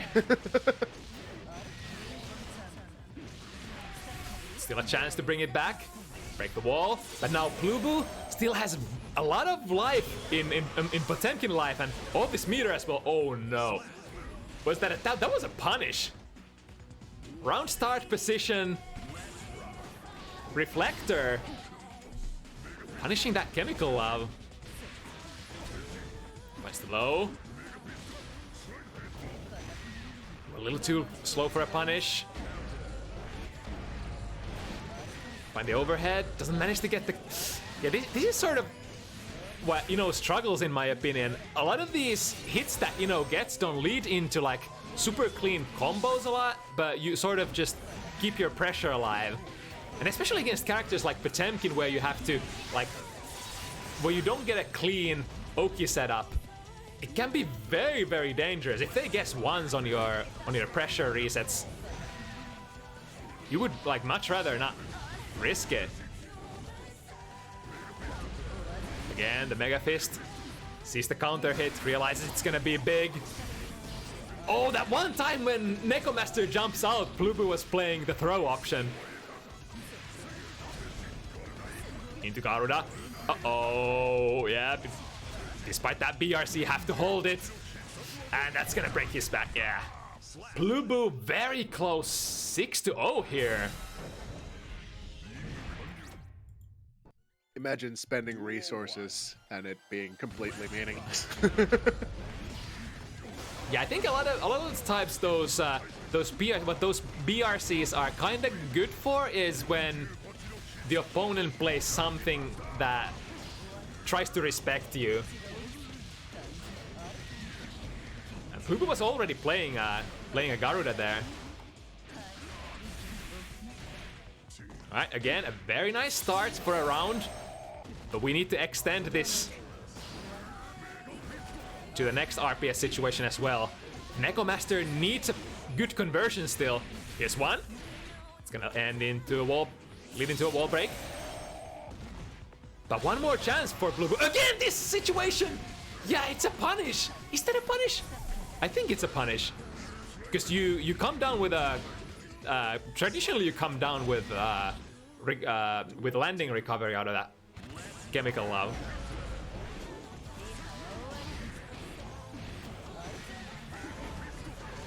Ah, Mega Fist, back Mega Fist, plus on block there.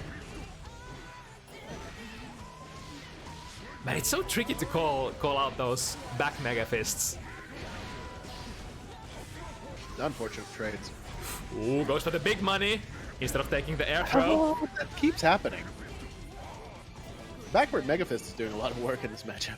Yeah, it's like the plus side of Mega Fist is it leaves a very good extended lingering hurt box that will really prevent the opponent from, like, if the opponent tries to poke into you, oftentimes they're just gonna get counter hit. Oh no! And the RPS here, are they gonna burst? Ooh, holding the burst. Good choice that time. Now Nekomaster looking to take advantage of that. Oh, what? Excuse me? Where could did that momentum come from? into feet there to finish the round. Was that forward momentum from, like, Hammerfall? I don't know.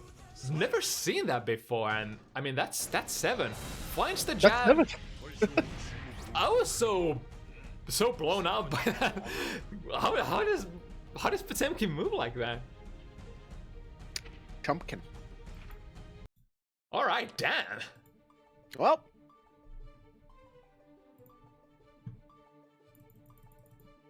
Potemkin with the steam.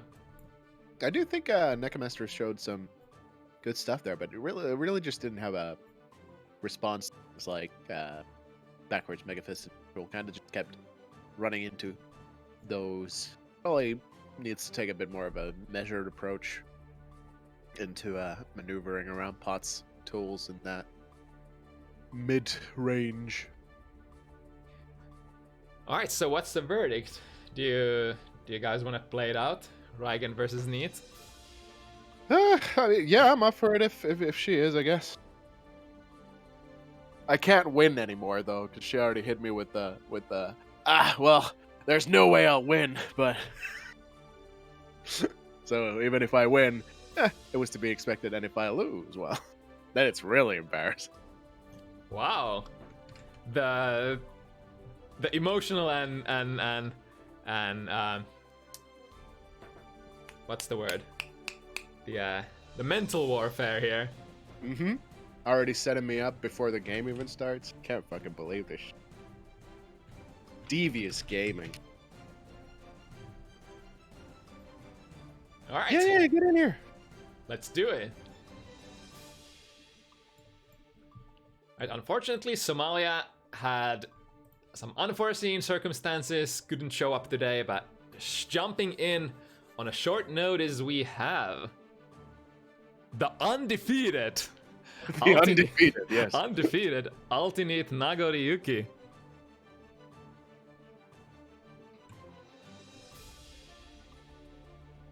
Surprise Nago gaming. Could not make it a week without Nago. Is that one of your least favorite characters to play against? It is my least favorite character to play against. I hate Nago. Love the character design. I think character is super cool. Kind of a similar situation to Alpha, where I think the character design is super cool. I love the themes and stuff. But then, like, actually playing against the character is just fucking despicable. Yeah, it's Absolutely definitely horrendous. It's very stressful.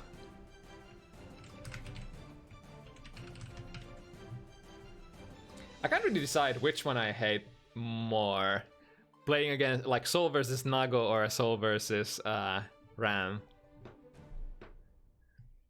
I think I'm more justified saying that Soul versus Nago is kind of tricky, and then it's my own shortcomings going into the Soul versus Ram matchup.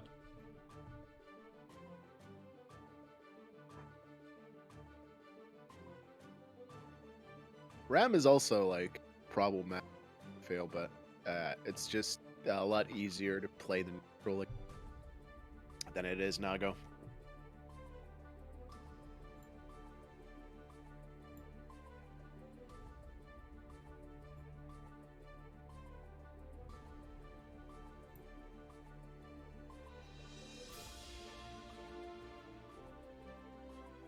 Expect to potentially see QK Ram lethal soon.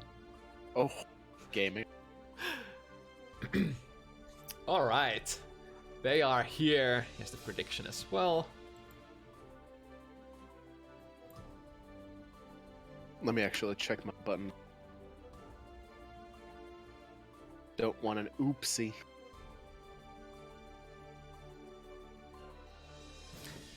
Think Ram is overrated? I think Ram is underrated. I'm in that camp as well. I mean, Even there's a if you decent... know how to defend in the corner, it's not that simple. It's like there's a decent amount of people who think highly of Ram, but I still think that not enough people think highly enough of Ram, if that makes sense. Yeah, for sure. But it, All right, I'll be back after this is done. All right. Rygand versus ULTINEET. Some people would say that there's a little bit of a difference in player skills favoring Rygand going into this matchup, but especially since switching from since Exert days have switched to Strive days, Neat has been doing very, very good. Not like she didn't do good in the old game as well, but I feel like Nagoriyuki is a very nice character for her, and very nice character overall. Ooh, straight into the footsie exhibition we see 5 heavy. You've seen the Twitter clips. Really looking forward to Rygand putting in the 5 heavy changes in show here. Definitely a button that does something. The wall break, a lot of damage here. But you always have the comeback potential, especially on this low plat situation where you can still make a lot of big damage combos happen.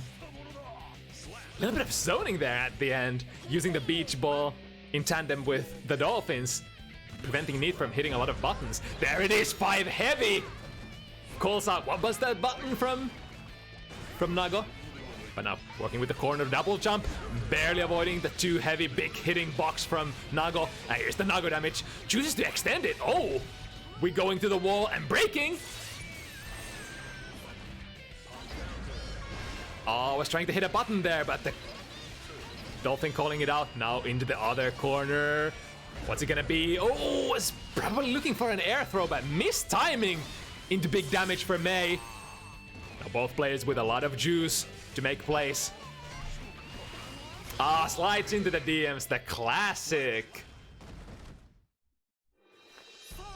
In that plot situation, probably expecting Neat to swing wide with the 5 heavy, trying to slide under 3k. Hits with the 3k, takes the round. And the game. Alright, 1-0 to Rygand.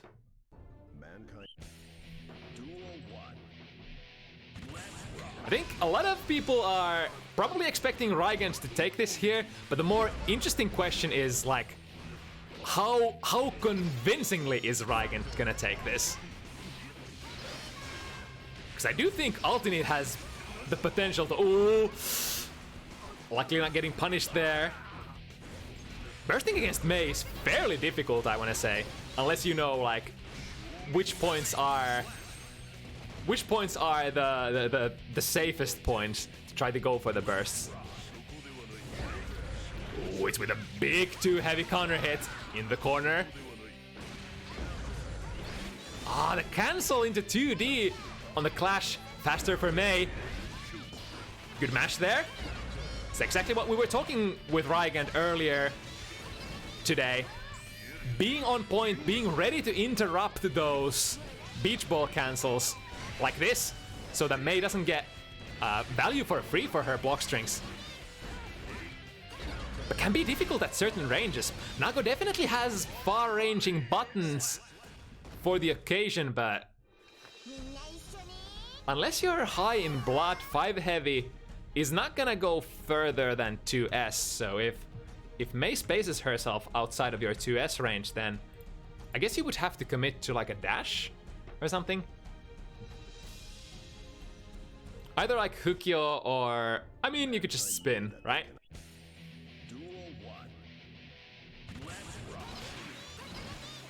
With the round start. Dolphin catching backdash from Neat. Again, tried to go for a reactive too heavy, but that button is slightly slower than you would want to for a reaction anti-air. More often ends up being a prediction. Good damage from Rygand, opener, and a plus positive bonus as well. Looking to milk out all this damage again, especially in the corner. Man, it's so difficult to burst against Mei. Alright, it's moving around, finds the 2S into big damage. The Nago special from mid-screen and closer. A lot of those pokes, 5k, 2S, doesn't really matter what normal you land as long as you can combo into the spinny wheel. She's gonna explode here, and Rygand didn't take that into account. But now the damage is done. The Blood Rage evening up the life situation. Have to RC that 3k. Oh, swings wide, swings a miss. And here comes Rygand with the plus frames. Predicts. Well, not necessarily predicting, but catching the backdash there with that close slash. Unfortunately, coming from... It's been one of the most... I guess one of those difficult to adjust facts of life that backdashes are no longer as good as they were in Exert, especially from gamers coming from Exert, especially like Potemkin players and whatnot. Adjusting to the fact that you just, when you backdash, it is a tool still, but it is a very risky tool as well. Because a lot of close slashes, far slashes, just buttons in general that have a lot of active frames, like more than one or two, are very prone to catching your backdashes. Now with the corner pressure, Rygand finds the low, prompting an immediate burst from Neat, but despite the burst, not able to improve her position.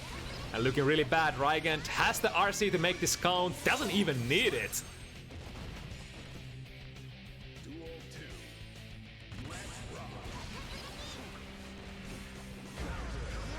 Ooh, it's the 6p, immediate burst from Rygand. Wait, does fully charge 6 heavy from Mei guard breaks? I didn't even know that. Interesting. Oh, I think Rygand probably didn't hit a button here. Yep, but against when you're airborne against that super, it's gonna send you fairly far away, so no punish opportunities here. Rygand still able to maintain his position. Big counter hit. Oh, that hurts so much. One more hit.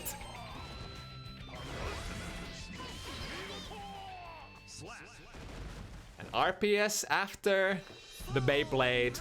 0 on block. Gets Rygand the hit and gets the 4th win in a row. So far, going pretty much as you would probably expect. Rygand also relevant power level, I think, moving from Exert to Strive.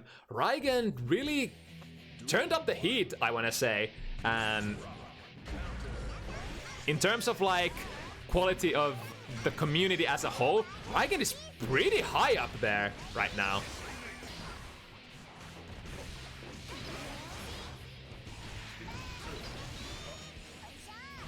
Big Mei damage. 2 hits. 70% of your life gone. Oh, hits with the tail end of the Dolphin, and just like that. Rounds can really swing in Mei's favor fast if you give her the right hits, and or if she has the meter. Ooh, 2D'ing under the far slash. Just a little too far. Went for the bite a little too early. Nice backdash. Prompting an immediate burst from Rygand. Very nice! Throws Rygand into the corner, but again, the timing on the bite.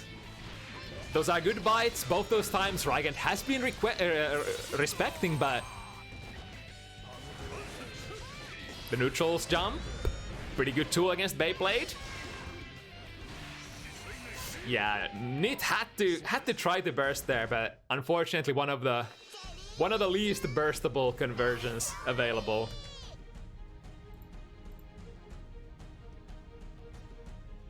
Yeah, the neutral jump against the Beyblade, one of the, I think, unless your character has some sort of a really good RPS option at neutral against the Beyblade, I think one of the best universal options is to try to make it with a neutral jump and punishing on the way down, which Rygand did at the end of the round there, switching the position. Ooh, didn't take the Blood Rage into account, but now, even if Rygand just sits here, the damage is gonna be done. Half of Neet's life is gonna be gone. Too heavy airborne, pushing Rygand into the corner, lands the hit! But again, Rygand very fast on the trigger finger, avoiding most damage coming in for Neet.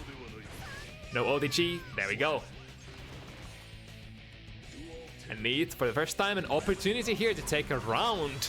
Sorry, a game. Big too heavy. That's probably a very good button here. Yeah, look at that. Oh my god, pops the ball and stays active for such a long time. I think depending on the timing with which Nagoriyuki player goes for that too heavy, it might be safe. Still for Mei. Oh my god, she's swinging hard and wide. One more hit here. A lot of respect, allowing Rygand to dash in. Neet can probably sit pretty comfortable here. Doesn't need to commit to a much with the level 2 in the blood gauge. Allows her buttons to be so far-reaching. And gets the snipe. Neet on the board. Here's where it starts. Working through the shakes. Getting warmed up. I feel like Rygand is the kind of player who is always ready to go from the start. And now it's time for a Neet to rev up the engine. Oh, the 2S didn't quite have the reach there needed. Yeah, Rygand has been spacing it like that. The too heavy from Nago as a response to the beach ball has been working out much more for Neet. Again, the unfortunate burst, scoring a big combo. Big sequence for Rygand, gets the overhead kiss, and that not quite gonna be the round. Saved by the wall. Live by the wall, die by the wall. Sometimes the wall taketh, the wall giveth. This time giveth Neet one more opportunity, but that was not enough. Ooh, nice, too heavy once again. Into the bite, this time hits it perfectly. The consistency starting to come in, but then going down the jump heavy. Finding the low once again. This unending barrage against cashing in all that respect from Neet. Deep dashing into overhead kiss. Neet really needs a big hit here. Swings a little too early. Rygand with the neutral jump baiting. Oh no, punish opportunity there for Neet, but swinging a little too late. Big counter, close slash counter hit. Nice, gets the 5k into pretty decent damage. Is he gonna blow up? Yes, she will. But that's a punish. Goes into the burst immediately. Kinda had to try it.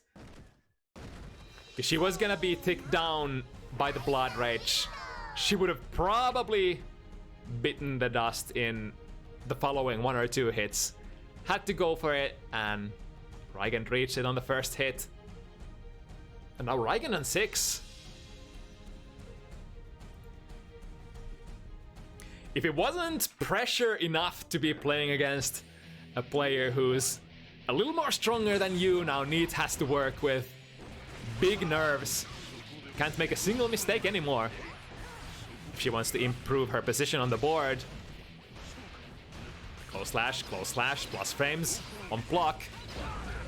Oh, nice, barely hitting the the 5 heavy in time. The throw. This time, the deep dash also calling out the back dash from Neet.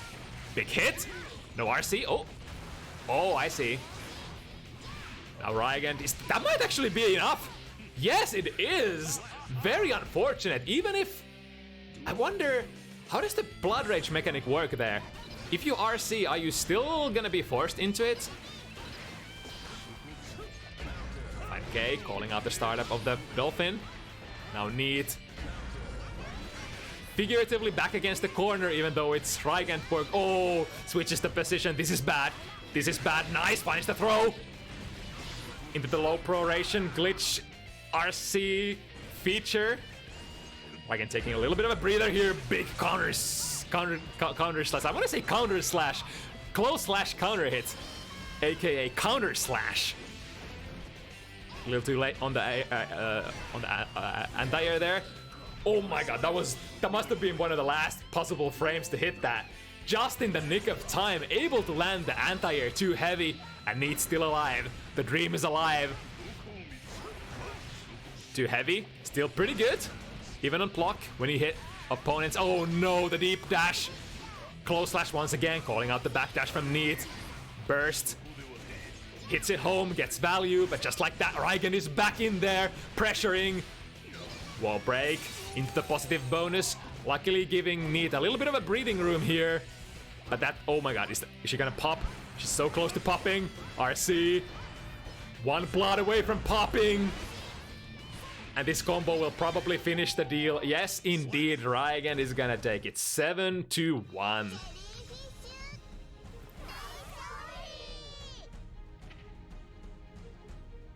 Neat did what she could, but in the end, Rygand is a beast.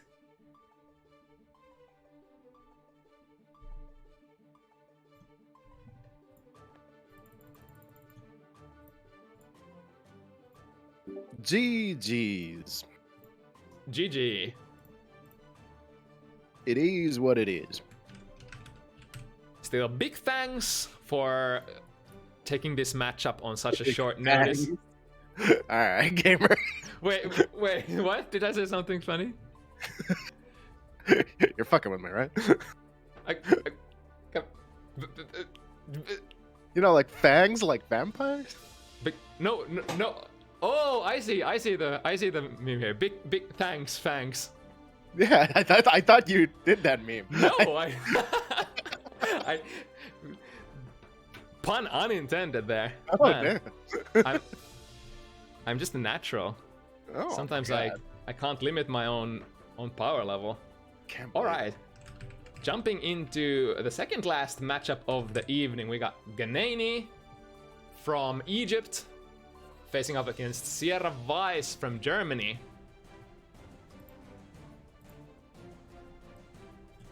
Another character switch for Sierra Weiss here.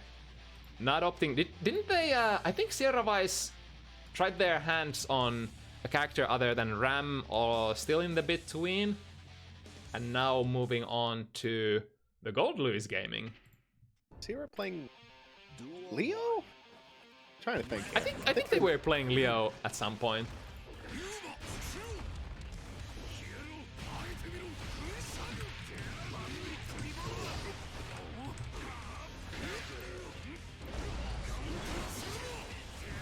All right, Gold Louis Gaming. The 2H whip is too good. Best animation in the game, hands down. Nice. Dip dash. Catching the back dash. Gets the round.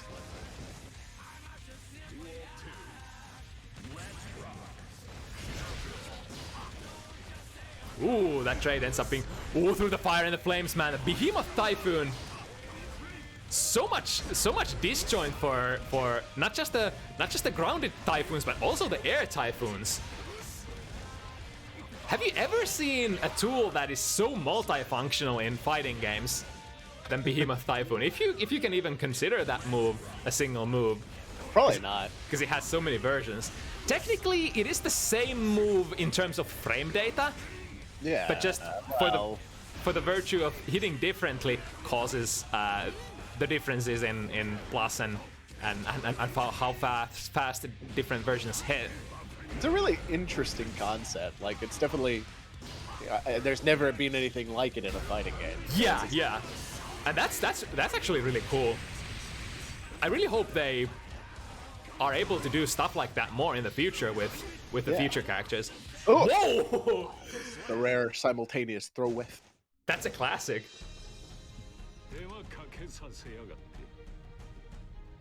Alright, Ganainy putting themselves on board. 1-0.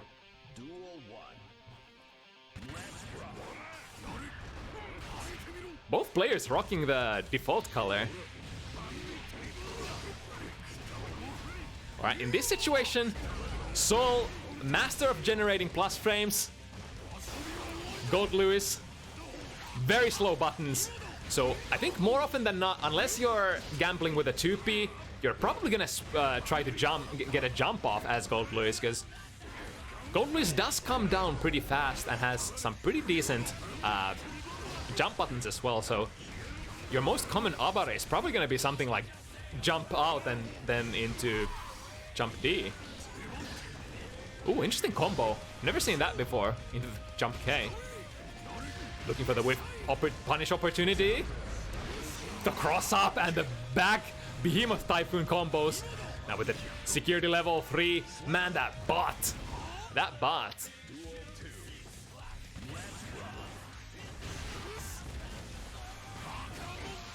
All right, nice round. A little bit too scared, maybe, but I feel that. Ooh, brave 6P. Able to challenge that Behemoth Typhoon that time. Ooh, speaking of 6Ps. And the air Behemoth Typhoon. What I really like, the air Behemoth Typhoon for Gold Lewis works really great with you know, his other jump in moves, because he's like normally when you jump in with jump D, for example, you have to react really fast as the opponent if you wanna anti-air it. And then you have the jump Behemoth Typhoon that sort of is kind of like Potemkin jump D in a sense.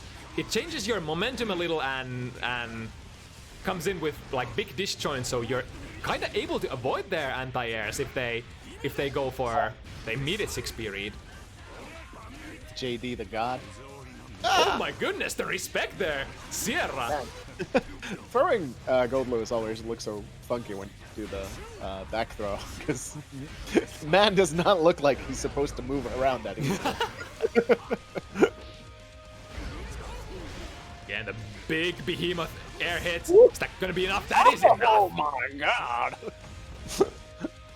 Yeah, that character definitely doesn't lack damage. Yeah, that's that you can say again. Yeah, ow, ouch, ouch. Oh, but the side switch. If there was stun mechanic in Stripe, that would have been a stun. Oof, ow, ouch. All of Soul's bones. Soul's like, what the fuck, dude? I was supposed to be the damage character. Yeah, I think he saw that from a mile away, right?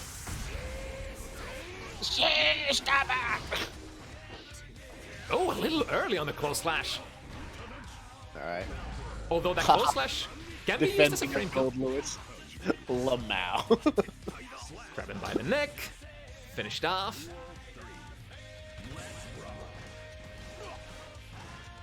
I do love what they did with a wild throw. Finally, Soul's command grab has some usage. Yeah, I think it's nice, but it's still a little bit, I feel, underwhelming, just because like you're not gonna see it without meter usually. But I guess that in itself does make for a little bit of a mind game, because then you're not really expecting it before they do have that 50 meter. So it's, I don't know. I'm undecided. Yeah, it's like, I guess for the most part you're gonna see that normal throw more often. It's like early to the round you're gonna play throws, and then at the end of the round you're gonna see the command grabs coming in. Yeah. But coming in from like Exert, you would rarely see Soul getting in normal throws unless you were in like a defensive situation, using throws defensively. Vortex. Oh, the Behemoth Typhoon was already active there. I take the bait, the burst there. I want to say clean jump over the Thunderbird, but it's no avail. That rising Behemoth Typhoon is pretty good. It's been getting Sierra by so much value so far, and coming from my own experience, also kind of difficult to deal with. Those jump BPs really look like round 6 8-4 attempts. I mean, we'll never know. I, for one, usually want to give the benefit of the doubt to the players, being less negative about, you know, it's a not being like it's a mid-sim, but I'm like it's a 200 IQ play. Yeah. Oh, that's a Yep, very. I think one of the key strengths and downsides of Down with the System is that it's so easy to just crank out. You're just out there grinding, mashing, churning. The slow startup is really like a double-edged sword because you can use it very in interesting ways. For example, use the invulnerable long startup to RC afterwards if you have 100 meter. Whoa! Or actually, you don't need a 100 meter. You only need 50 because you're not gonna be spending the super. I think.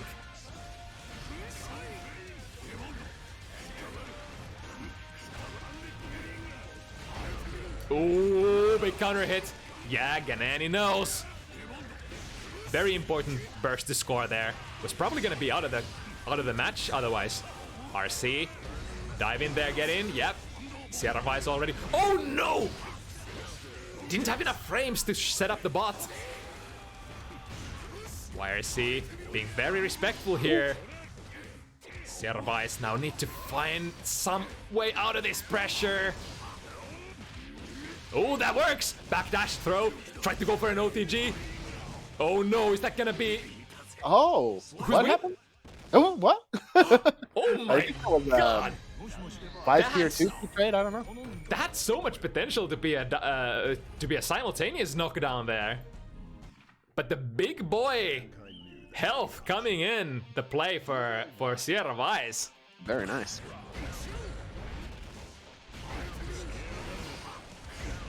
Oh my god, behemoth after behemoth. It's not easy for Soul, even if you have like your 6S with massive amount of disjoint and 2S as well. Like contesting that behemoth depending on, you know, your frame situation. Generally, if behemoth is already going active, it's very hard to challenge. Ooh, nice dash in. Yeah, there we go. That gets the jump off and immediately into jump D. Alright, that should be the round. Gets the clean hit. Yes, indeed.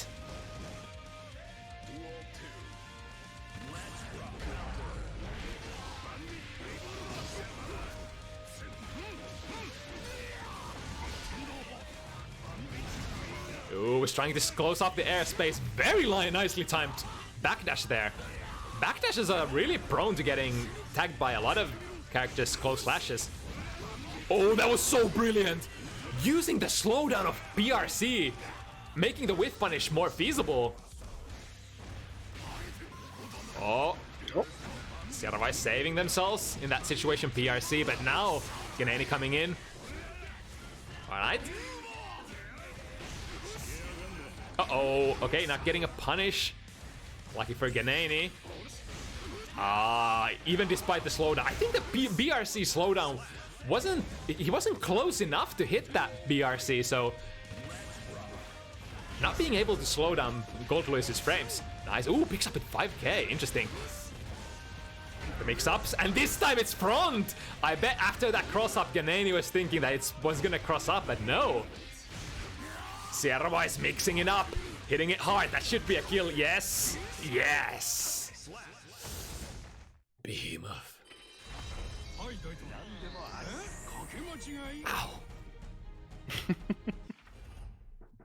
Very rarely do I get to like theorize about like whether Soul's rewards are gonna be like big enough to challenge another character in a lot of these situations. I think in terms of rewards, they kind of go hand in hand. It's like when Goldluis really hits the big hits, he's gonna deal more. But I mean, if Soul has the corner and if Soul has built up risk.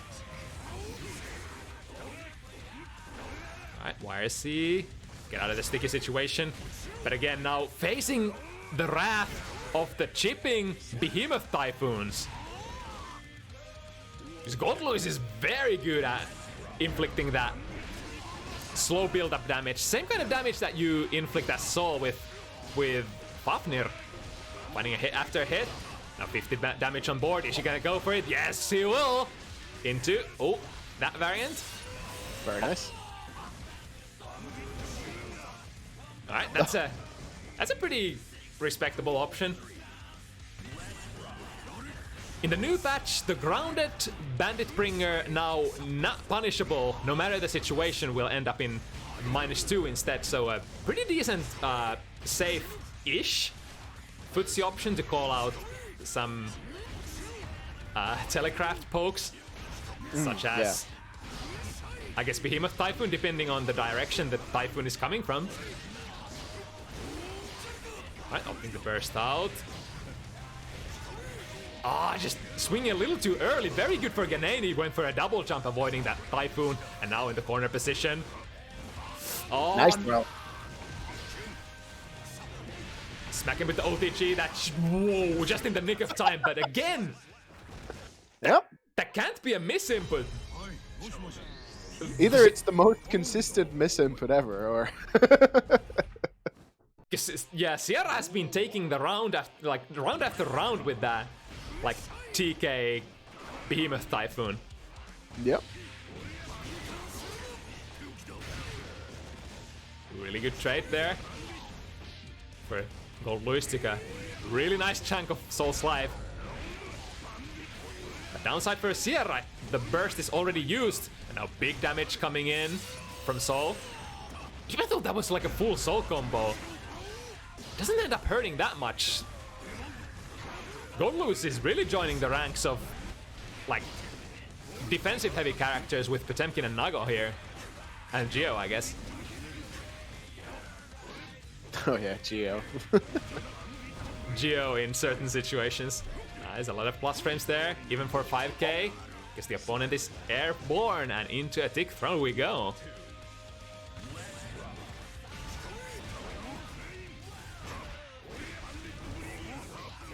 Again, very nice RPS option there. Sierra Vice opted to go with a 2P, but going under with 2k. It's it big time, yep. With punish opportunity here. Get the wall break.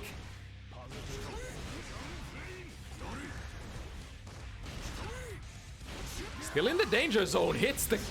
unfortunate miss there. And now Sierra Vice has to hold that meter build penalty for a long time. Looking good for Ganainy. Very brave. Air dash empty throw. Especially since Sierra Vice has been calling out those from time to time. Uh-oh, did they hit? No. That looks bad. This looks bad.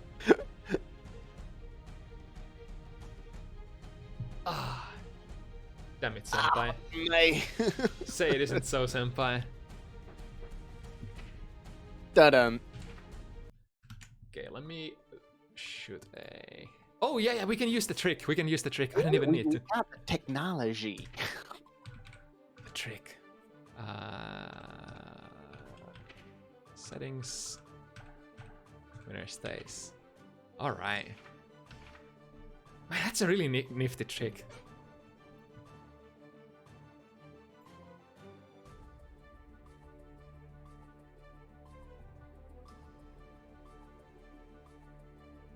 Yeah, supposedly.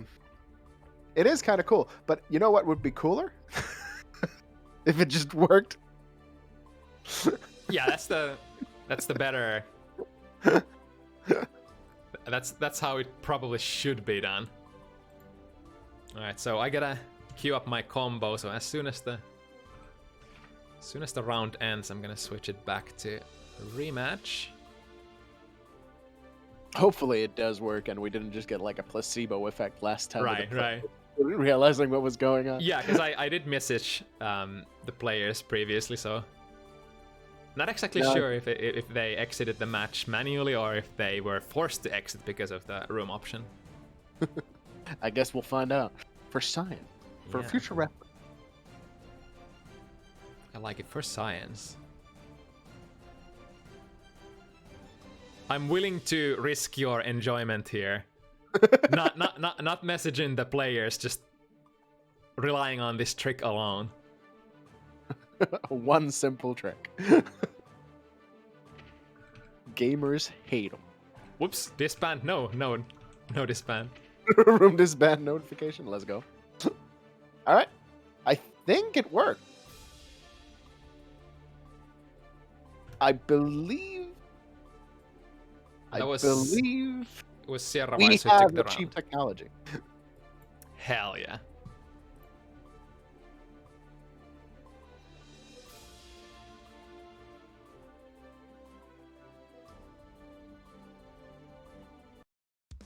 All right.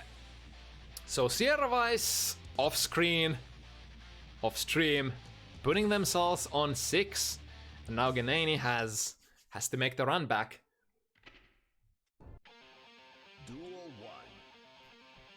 It's gonna be kind of difficult though, because Gold Lewis is one of those characters who, I guess both these characters are very prone to oopsing the opponent very easily. Very true. Ooh! Just casually baits burst with that as well because it's so disjointed. But having to win like 5 games in a row without the opponent getting the oopsie that they need. Alright, so far so good. Ooh, and the timing is perfect there. That's like very common footsie interaction. If you can be there in time with your 6S before the Typhoon goes active. You can also opt to just, you know, wait for the Typhoon to miss. All right, this corner is going to be really important. There we go. All right, just welcome to Viper. It's whatever. Don't worry about it. But also, like, if you hang back and try to make the Typhoon whiff, then Gold Lewis has an option to use that respect as a, you know, time to set up the bot or even fire the minigun. Bop, bop. Oh, nice check. 2P and converting. That was so sick. Oh no. Uh-oh. Potentially one touch away from getting eliminated here. Gets the big counter hit. Here we go. Into the corner. Does have first unlock though. There we go. Ooh, preemptive behemoth there. Yes, Sierra recognized that they probably have to PRC because Ganainy used their PRC as well to slow down time. Ooh, ooh. Alright, this could go either way. Oh, nice backdash! Oh. Whoa! Drifting downwards. Almost good. Nice. A little too far to get the conversion. Oh, and again with the 2P check and baiting the burst. Sierra Weiss Gold Lewis. God damn. Damn, that was Nice. sort of predetermined there. Had to try to go for that burst, and Sierra Weiss was on top of that already. Please. Damn. Damn. All right. That was explosive. That was nice. All right. Nice main event. Yeah, here it comes. The classic DLC matchup. 3rd time in a row for Bounty Hunters, I think. It's gonna By the way, Sierra won, so if Jufee wins, I think we're back in S+ for Oh gold. shit. Undefeatable character. Nobody can do anything. Yo, what's Guess up with that? People have been saying this is not even a character. Yet still. The bow.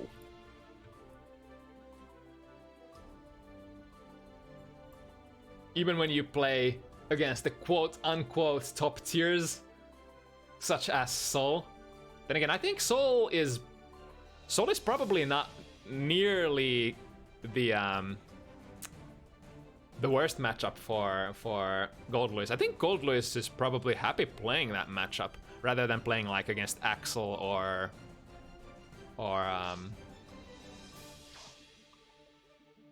Nago even. Also, Jufee has the wrong character. Oh. Good catch. Old habits die hard. Yeah. Oh, Satsu with the technology, stealing the left side seat Damn. for the stage selected music. Gamer. in before footsies have begun. in before jokes on you and Jufee is a player 2-seat gamer.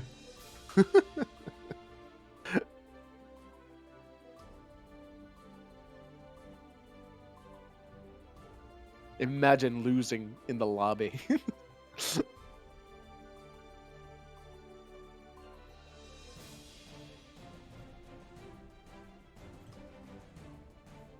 It's almost 1-0 already. Yeah, absolutely.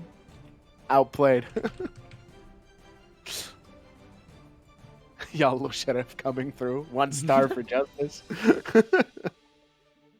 It's not a big deal. All right, Yellow so is far, colloquially called the sheriff in a lot of places. Star. Important Finnish lore.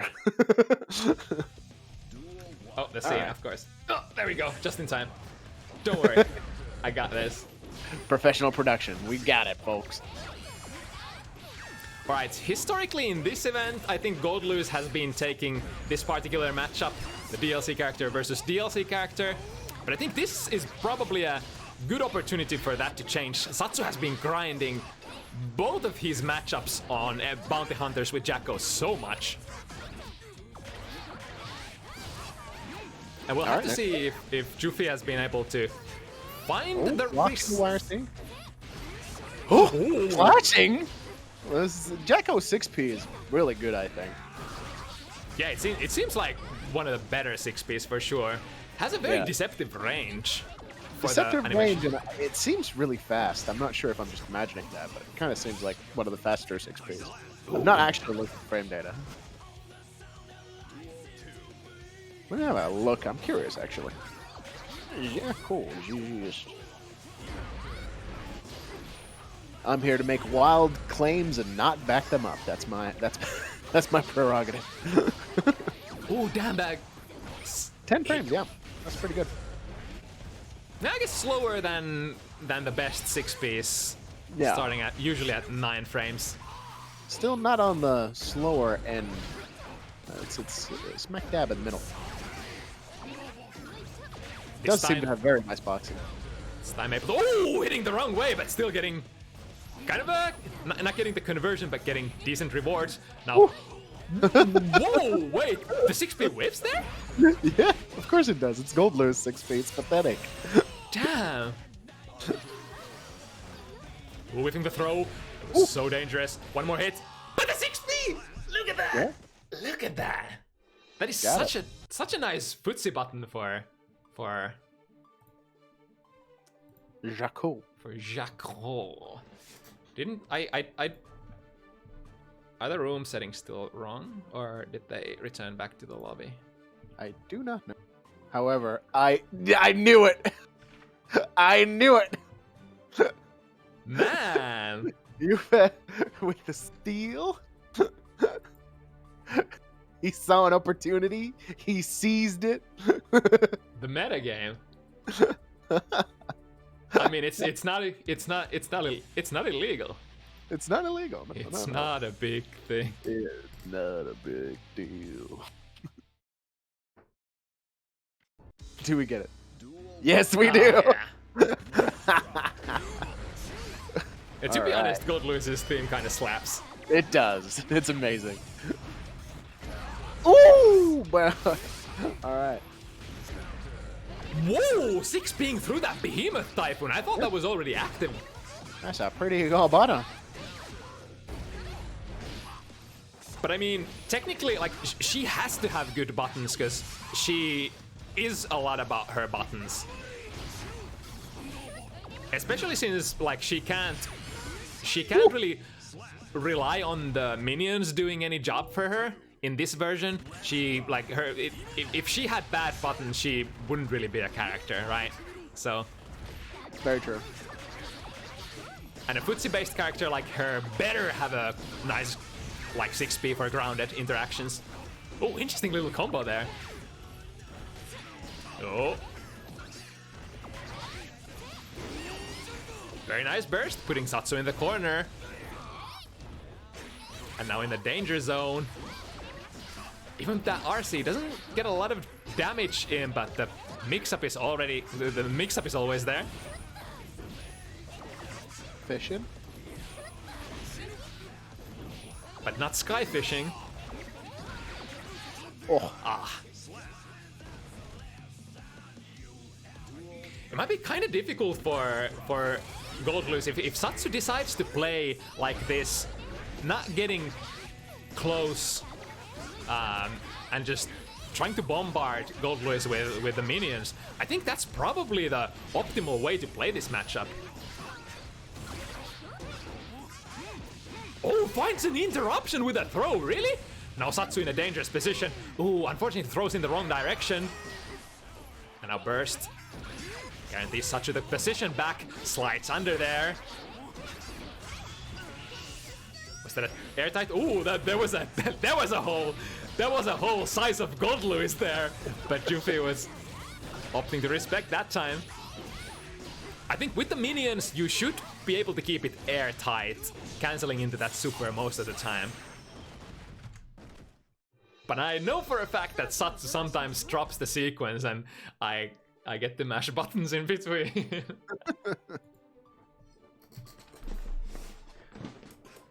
Oh, did Satsu try to go for the counter snipe? I think he tried.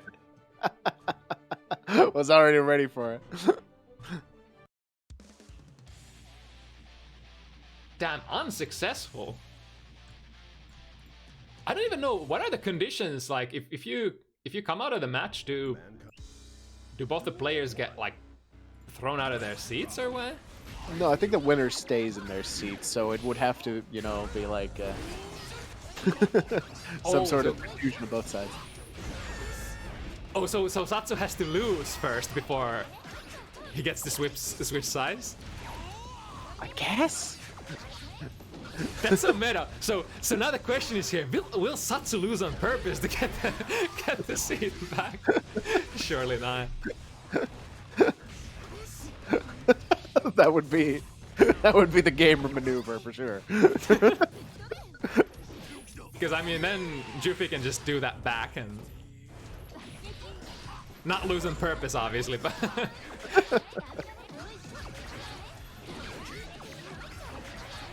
Yeah, damn, that's so tricky because like a lot of Goldlewis's buttons are very slow. You can destroy those minions when they're in there, or when they're coming at you, but I don't think Goldlewis sports like a button that's a good combination between like a good startup and a good far-reaching hitbox. Yeah.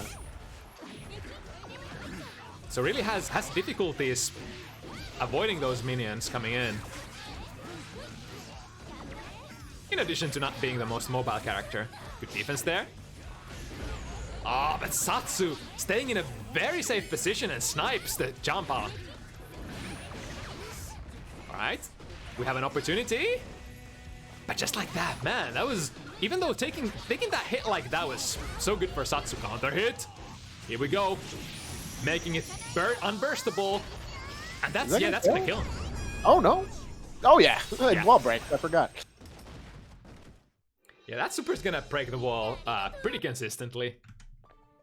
Right. Really good conversion from Satsu. That's one of Satsu's favorite conversions there.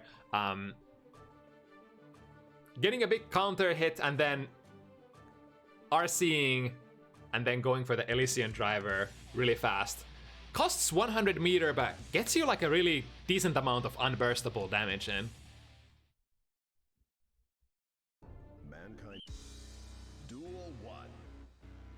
I think we might have rematch disabled. It's not that much slower, so it might just be better. We have way too many problems with it, honestly. Like sometimes it behaves, and then when it doesn't, it's just a shame always. Maybe it's fine. Ow! Now that's damage. Yeah, there you go. I wonder how much damage that last hit would have done. Too bad Satsu was already at the last pixel.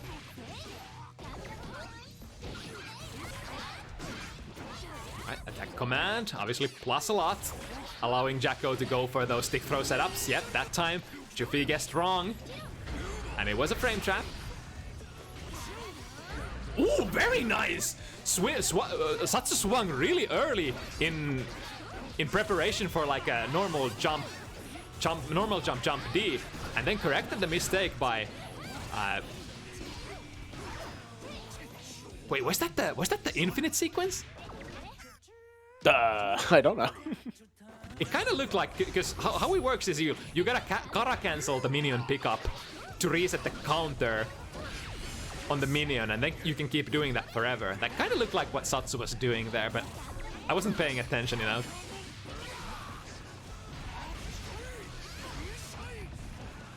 Alright, it's front this time and whips the burst. Jufee gets a punish as well. Yeah, that's a round. Bam! It only takes one hit. Or two.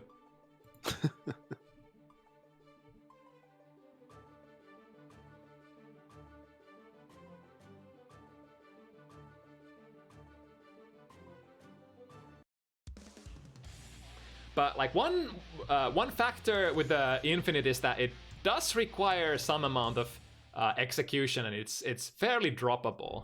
It's not the most difficult infinite in the world as long as you know how to get the timing right, but it is difficult to set up though. Right, very good, surviving the security level 3 bot. 6p. Footsies, and here we go, danger zone. If Satsu guesses wrong here. That 6 heavy from Jacko seems like a very nice tool for not having to commit to those anti-airs, just being able to do it from far range.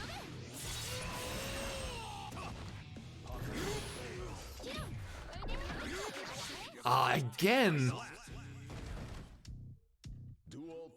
Man, that's very surprising. Not able to, you know, even with the 6p, considering like my own experiences, Soul 6p is just like very free to poke those minions. But looking at how inconsistently Gold Lewis's 6p performs, man. I guess that's why they consider this a pretty decent matchup for Jacko. Or one of the reasons. Good jump slash into jump slash, and now Satsu in the corner. One hit here. Ooh, unfortunately ends up crossing up. Go burst. But again, at this range, what is Gold Lewis gonna do? He could use the super, I guess. Which is, I'm actually surprised that Jufee was not firing there. Look at that! That's the kind of looked like the infinite. Ooh, big damage coming in. And now Jufee over this one. Yeah. Run up throw. Gaming. Yeah, Jufee hasn't been throwing so much so far, so makes a lot of sense to play the option here on the last pixel. Ooh, and that, ladies and gentlemen, is a low I learned a couple of days ago.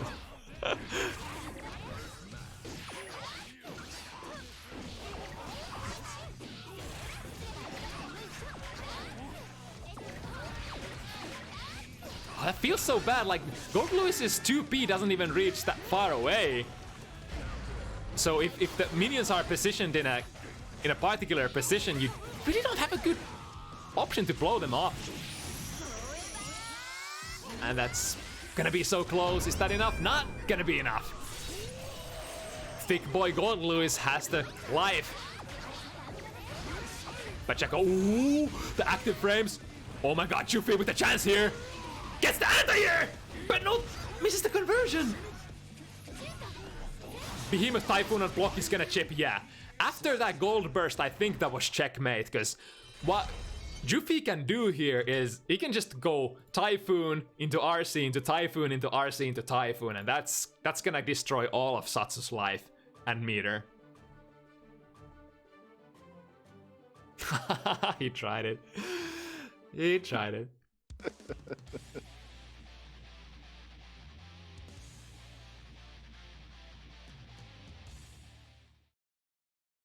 Yeah, the basic like left-right mix-up with the minion is kind of nasty.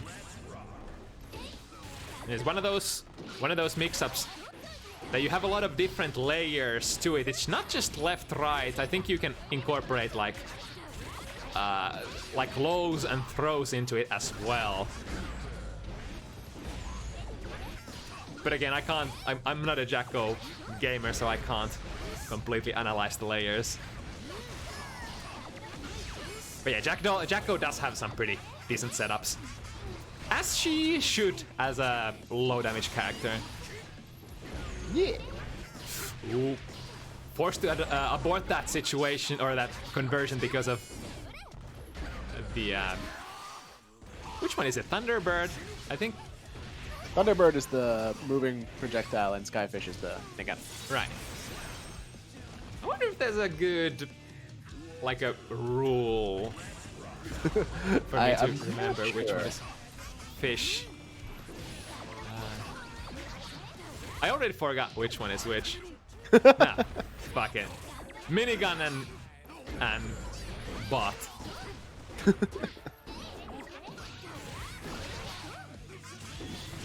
Nice conversion. The super.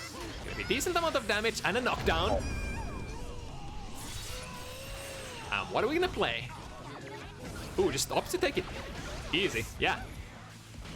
I guess I kind of like that decision. It's kind of like you're playing this matchup, kind of like a lot of Potemkin matchups for zoning characters. You're trying to minimize the time that you're close to Gold Lewis to give him like as few opportunities as possible to get an accidental oopsie. Yeah, probably a pretty good time to use YRC. What was that? 2H? Interesting. Yeah, the barrage coming. Jufee desperately. Oh, that was pretty good. Gets out of the corner, but the 6B from Satsu, the footsies, man. Then. Oh, that was so tricky. Aborting the momentum by using the minion unsummon and then just going low. Aye, we have the layers.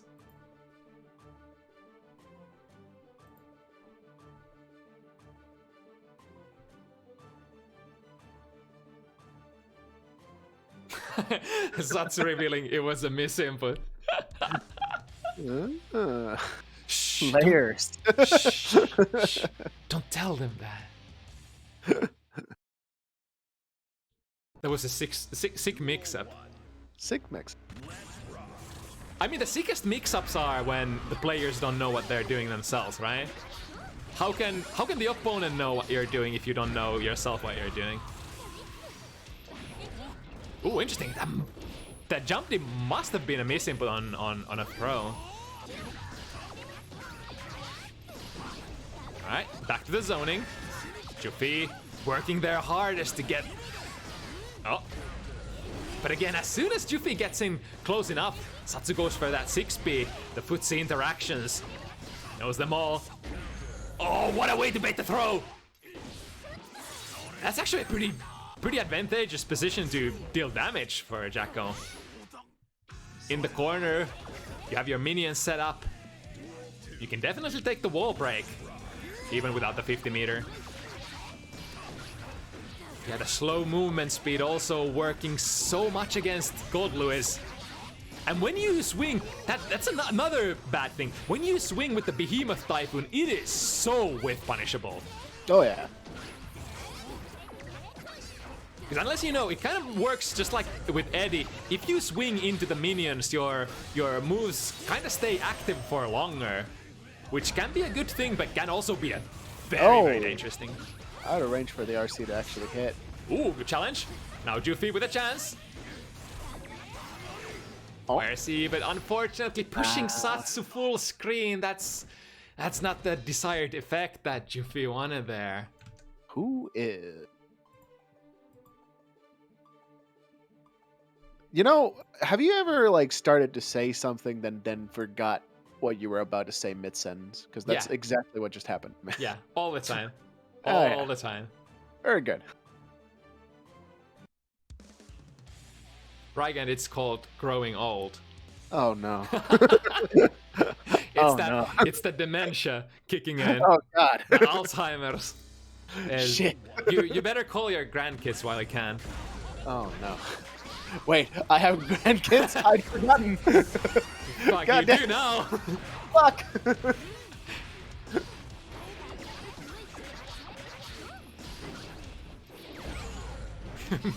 Me's gonna be in the chat like, you do?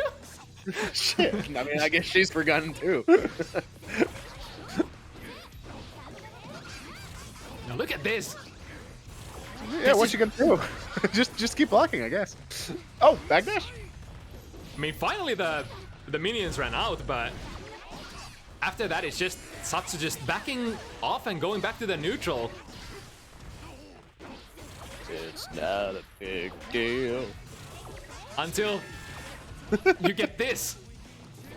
I mean, I guess kinda nice 2P, but it just didn't improve Jufee's position at all. Yeah, what can you do here? This is like checkmate.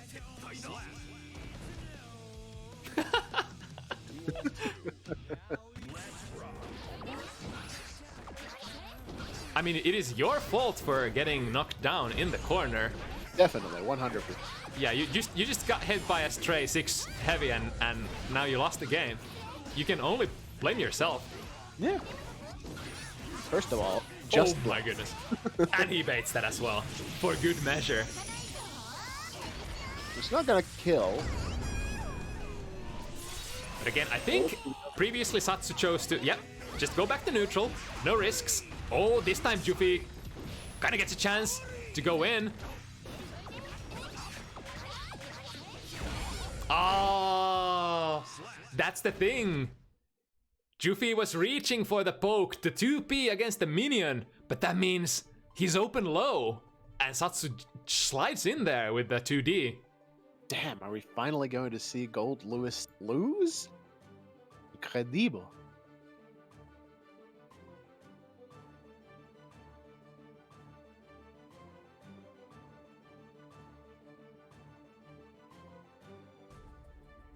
I mean, there's a plus side to this all, because Jufee has been able to get their pressure going like, what, 3 to 4 times now in the during the whole set, and all of those, like at least over half of those led into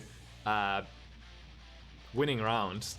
So technically the stats speak for themselves. If Jufee is able to get in, there's a pretty good chance that he wins, but oh, look at that, we're in. Ah, gosh. Oh, never mind, we're in, and we have the corner as well.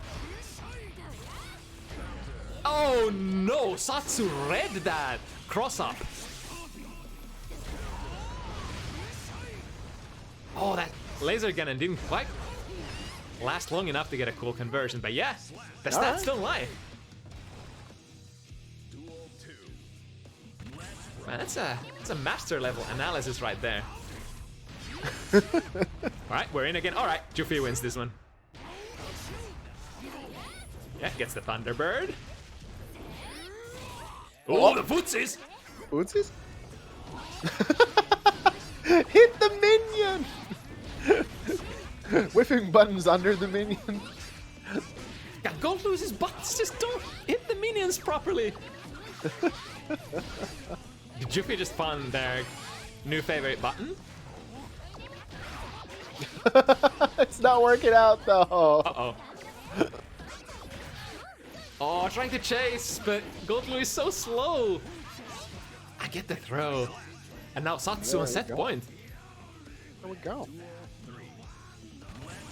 Ah, we're back on the mispronouncing Jufee meme.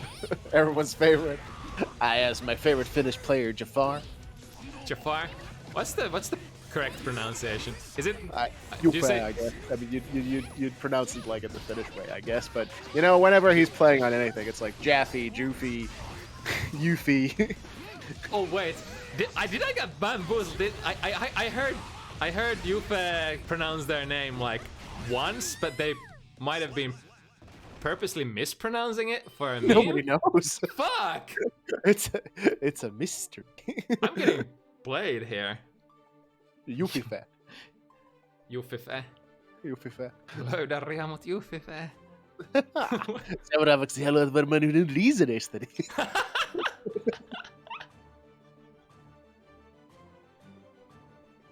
Oh shit! Oh! It worked. Add an insult to injury.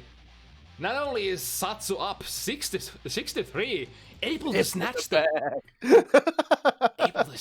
P1 seed. Can't believe Satsu would do this. Talk about kicking a dude when they're down.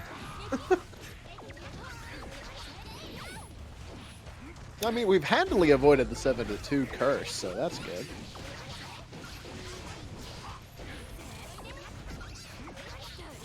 Also, my prediction was perfect. Jufee got in, got the wins, and got the set. Or not the set, but the game.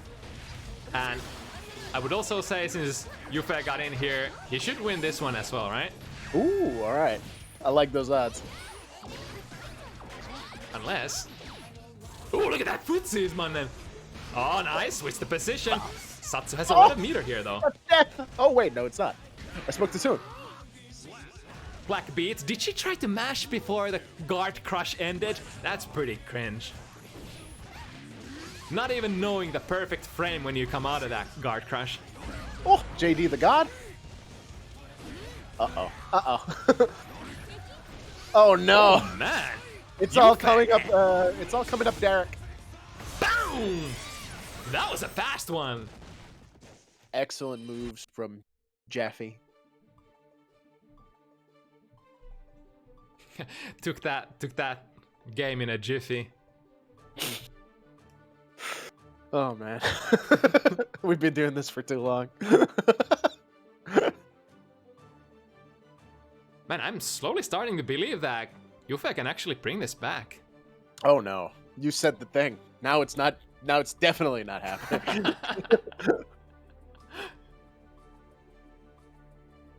Nice P1 side, nerd. See, this is Jufee went for the long con. He is actually a P2 player.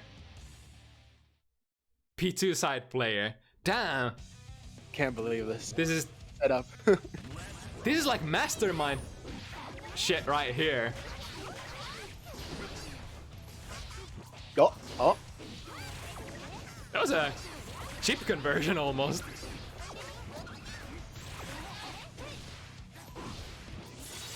Alright. Attempting to whiff punish, but not quite.